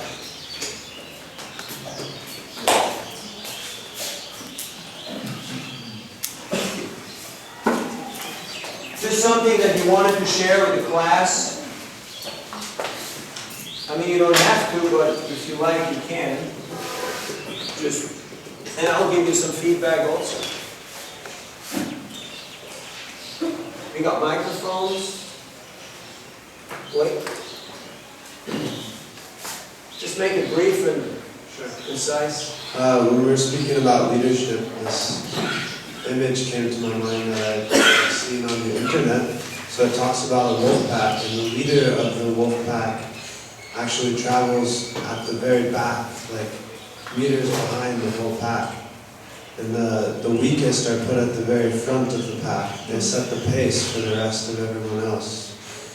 The average people there in the center of the pack, and the strongest are also traveling at the back, just ahead of the leader. This way, no one gets left behind, everyone's protected, and the leader is always there looking out after everyone, and can see and monitor everything going on. Thank you for sharing that. So we'd like to request you to speak feedback about the course and the facilitator or your experience in the past 5 days. But it's a very valid point. Well taken. Thank you for adding it on. It's a beautiful analogy. Yes. I like the emphasis on reading Srila Prabhupada's books. Okay. And then I liked how you showed that by example, that sometimes you read with us what you read earlier, or you brought out references from what you read on practical points, like about the DT that gave earlier. Any room for improvement? Work with your people. I don't know. Okay. Well, I thought of one thing. We did the homework, the assessment sheet. This may have been because of lack of time, but I don't know if we really went over it like after we did the homework. So. Yeah. Thank you for mentioning that. Anyone else? Yeah, Manu? I liked at most that you brought the fire to us, and I'm now very inspired to go on Sankirtan, and I think that's the most important thing, that I want to go out door to door and maybe establish a little bit more the book distribution in Switzerland. Something that I wrote for improvement is maybe some exercise in the front of the class, try to selling a book to someone.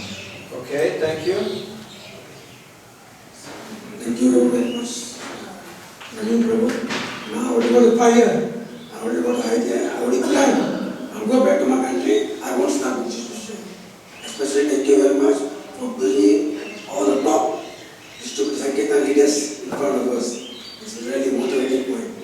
Thank you very much. Thank you.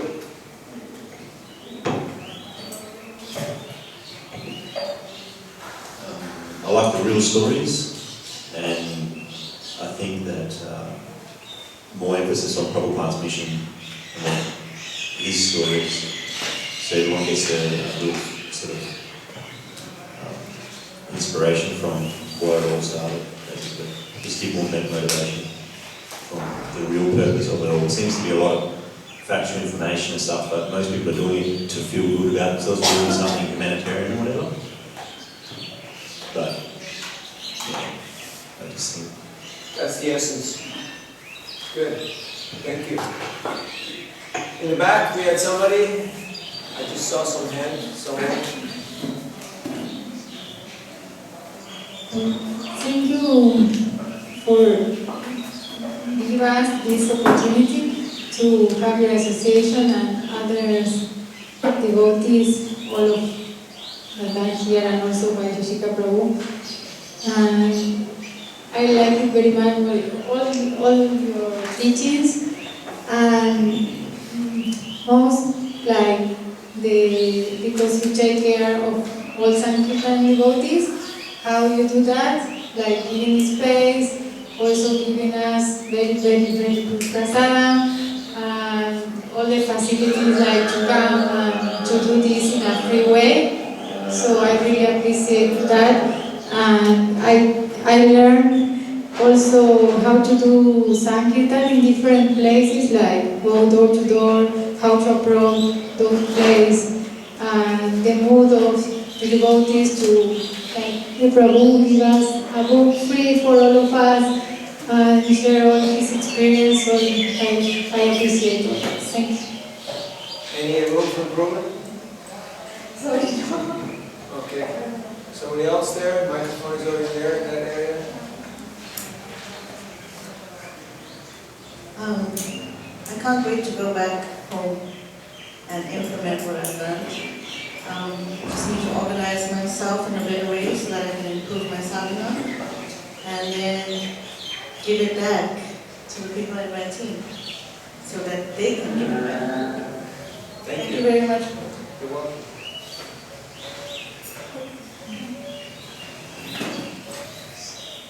Thank you for your perfect organizing of this seminar, and we feel very inspired by all of you.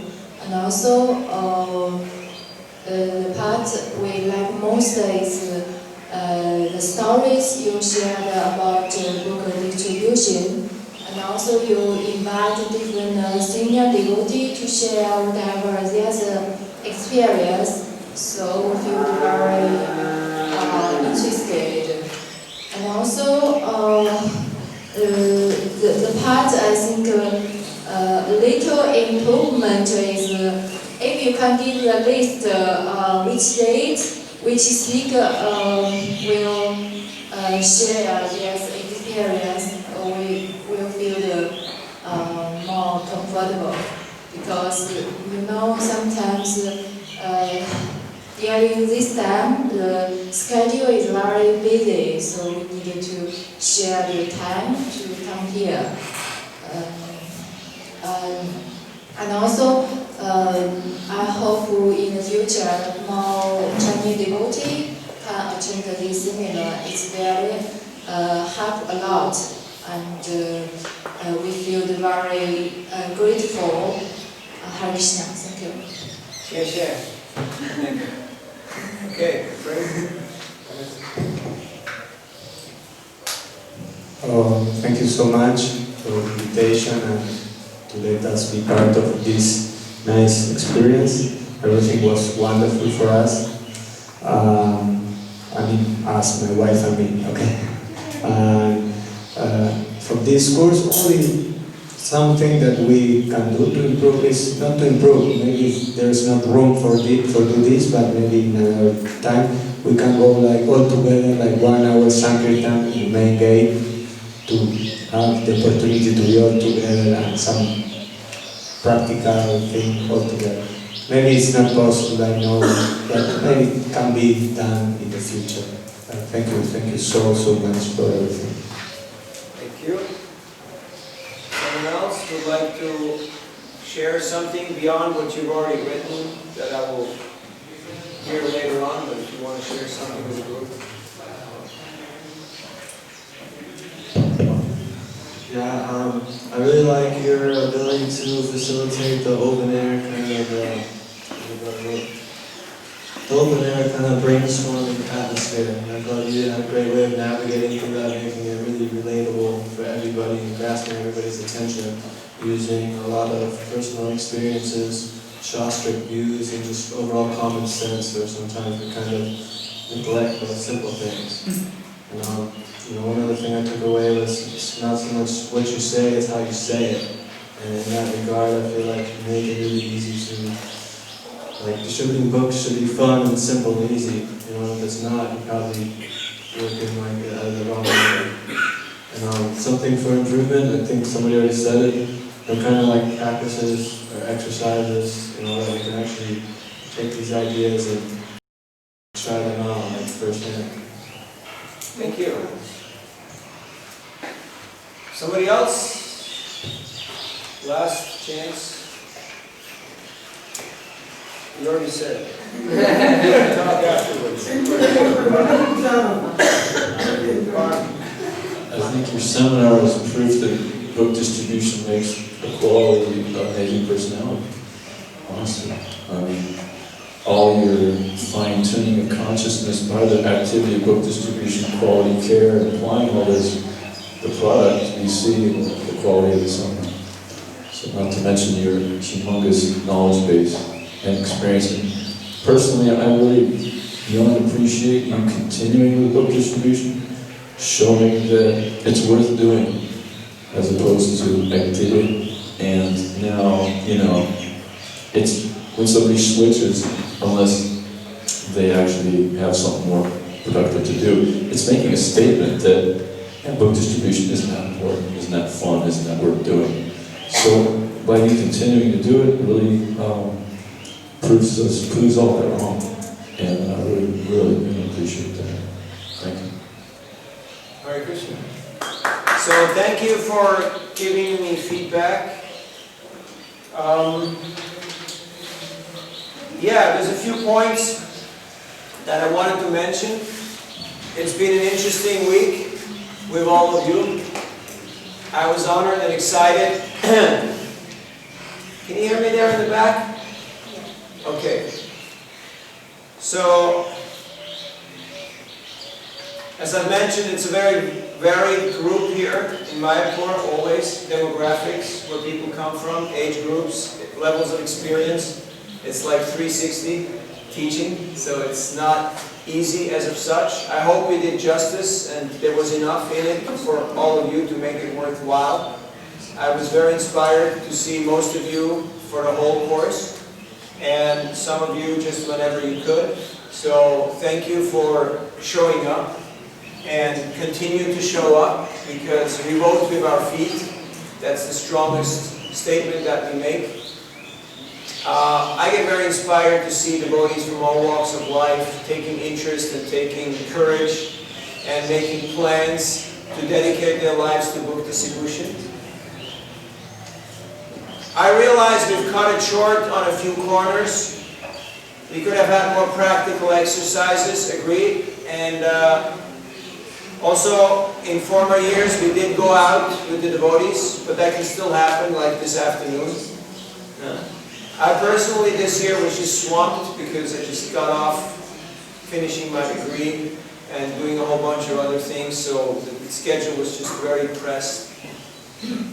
But we do encourage you, go out here in Mayapur, get books, and especially make plans what you're going to do when you go home, how you're going to implement what you've learned and apply it into practice.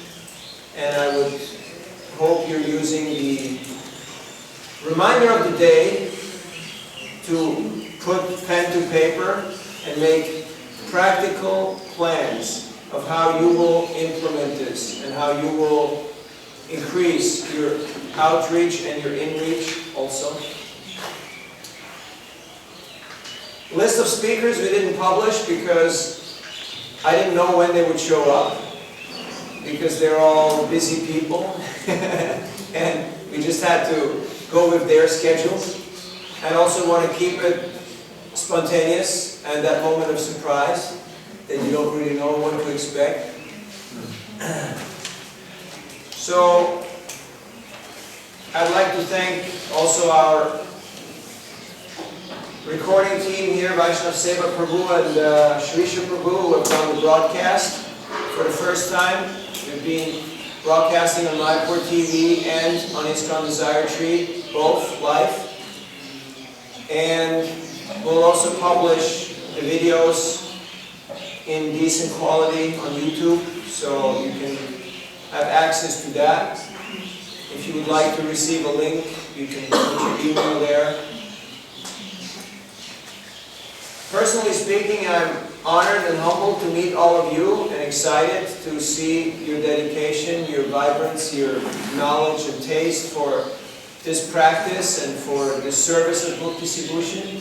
And I truly hope that you can take it to the next level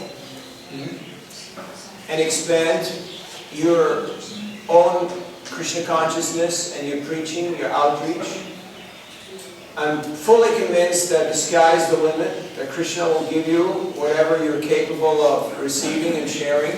So if you want to receive more, just start sharing more, and Krishna will pour it on you like by the heaps and truckloads. I personally feel very fortunate. Krishna has given me everything. He has also taken away a lot of stuff and has given me the most meaningful thing, which I feel is taste for the Bhagavatam, taste for the holy name, and for the association of devotees, taste for preaching. If you have service, you're wealthy. So if you want to become a wealthy person, take shelter of this preaching and book distribution mission. You'll never run out of meaningful things to do. You'll have friends all over the world. You'll travel far and wide. And you'll have a blissful life. What more is there to ask for? So, again, thank you for being who you are and doing what you do, for staying with us and for staying awake and conscious. I know I made it difficult for you to drift off and sleep. I don't apologize for that. It is my duty as a facilitator to grab your mind. And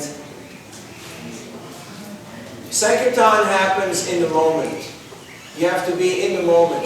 You have to be able to appreciate that moment. Be consciously present.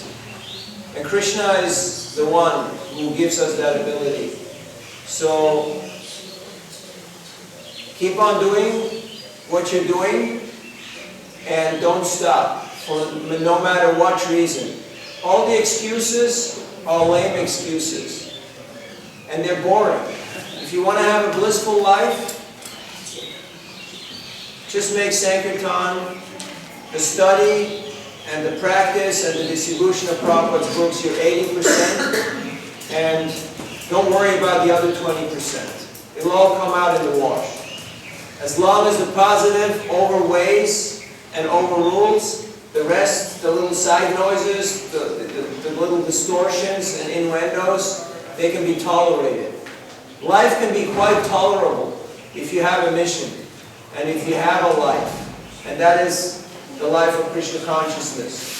Thank you very much. We'll hear from Prabhupada, just to round it up.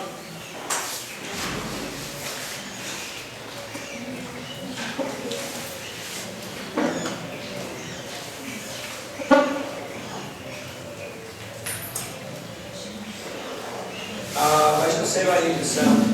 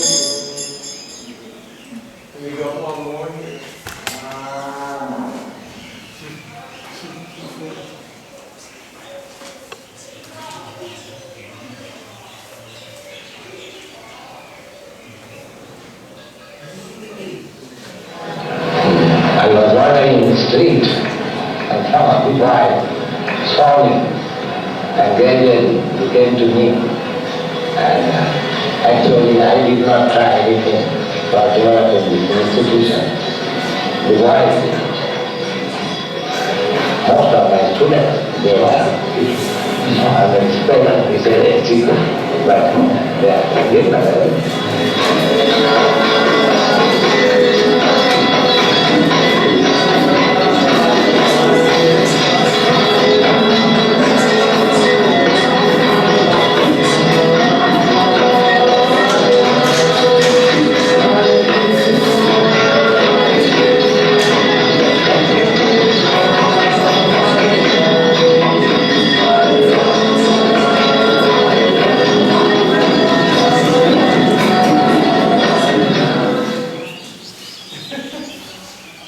Prabhupada ki! Jai! Sankirtan ki! Jai! So, we've got an attendance certificate here for those of you who feel they deserve one or they want one. It's there on the table. You can just fill in your own name. We've already signed here. So, the certificates are here. Also, there is another paper that you can grab, which is a very nice mind map by my dear friend Anakudundubi Prabhu, who has shared his heart and his know-how and his skill. Let the record show. First thing, smile, okay? So that's also available for all of you. And for those who came late, we have a full day on enhancing the culture of reading Prabhupada's books globally on the 15th of March here in this classroom starting at 10:30. You're all cordially invited. Bring your friends and family if you have any friends or family. If not, grab people off the street and you'll be happy to attend this. It's here at Vaishnav Academy. We may try to broadcast, but it's always better if you come in person. So these are available here for you. There is lunch downstairs. After that, you're free to go and roam the woods of Mayapur, all the 9 islands on Parikrama. Please take what you've got in this week and implement it and share it with others. And make active plans, because today is already the 8th of March. Time is flying. Is it 8 or 9th of March? 8. So, time moves fast. Use it wisely. Thank you very much. All Ganesh Prabhupada.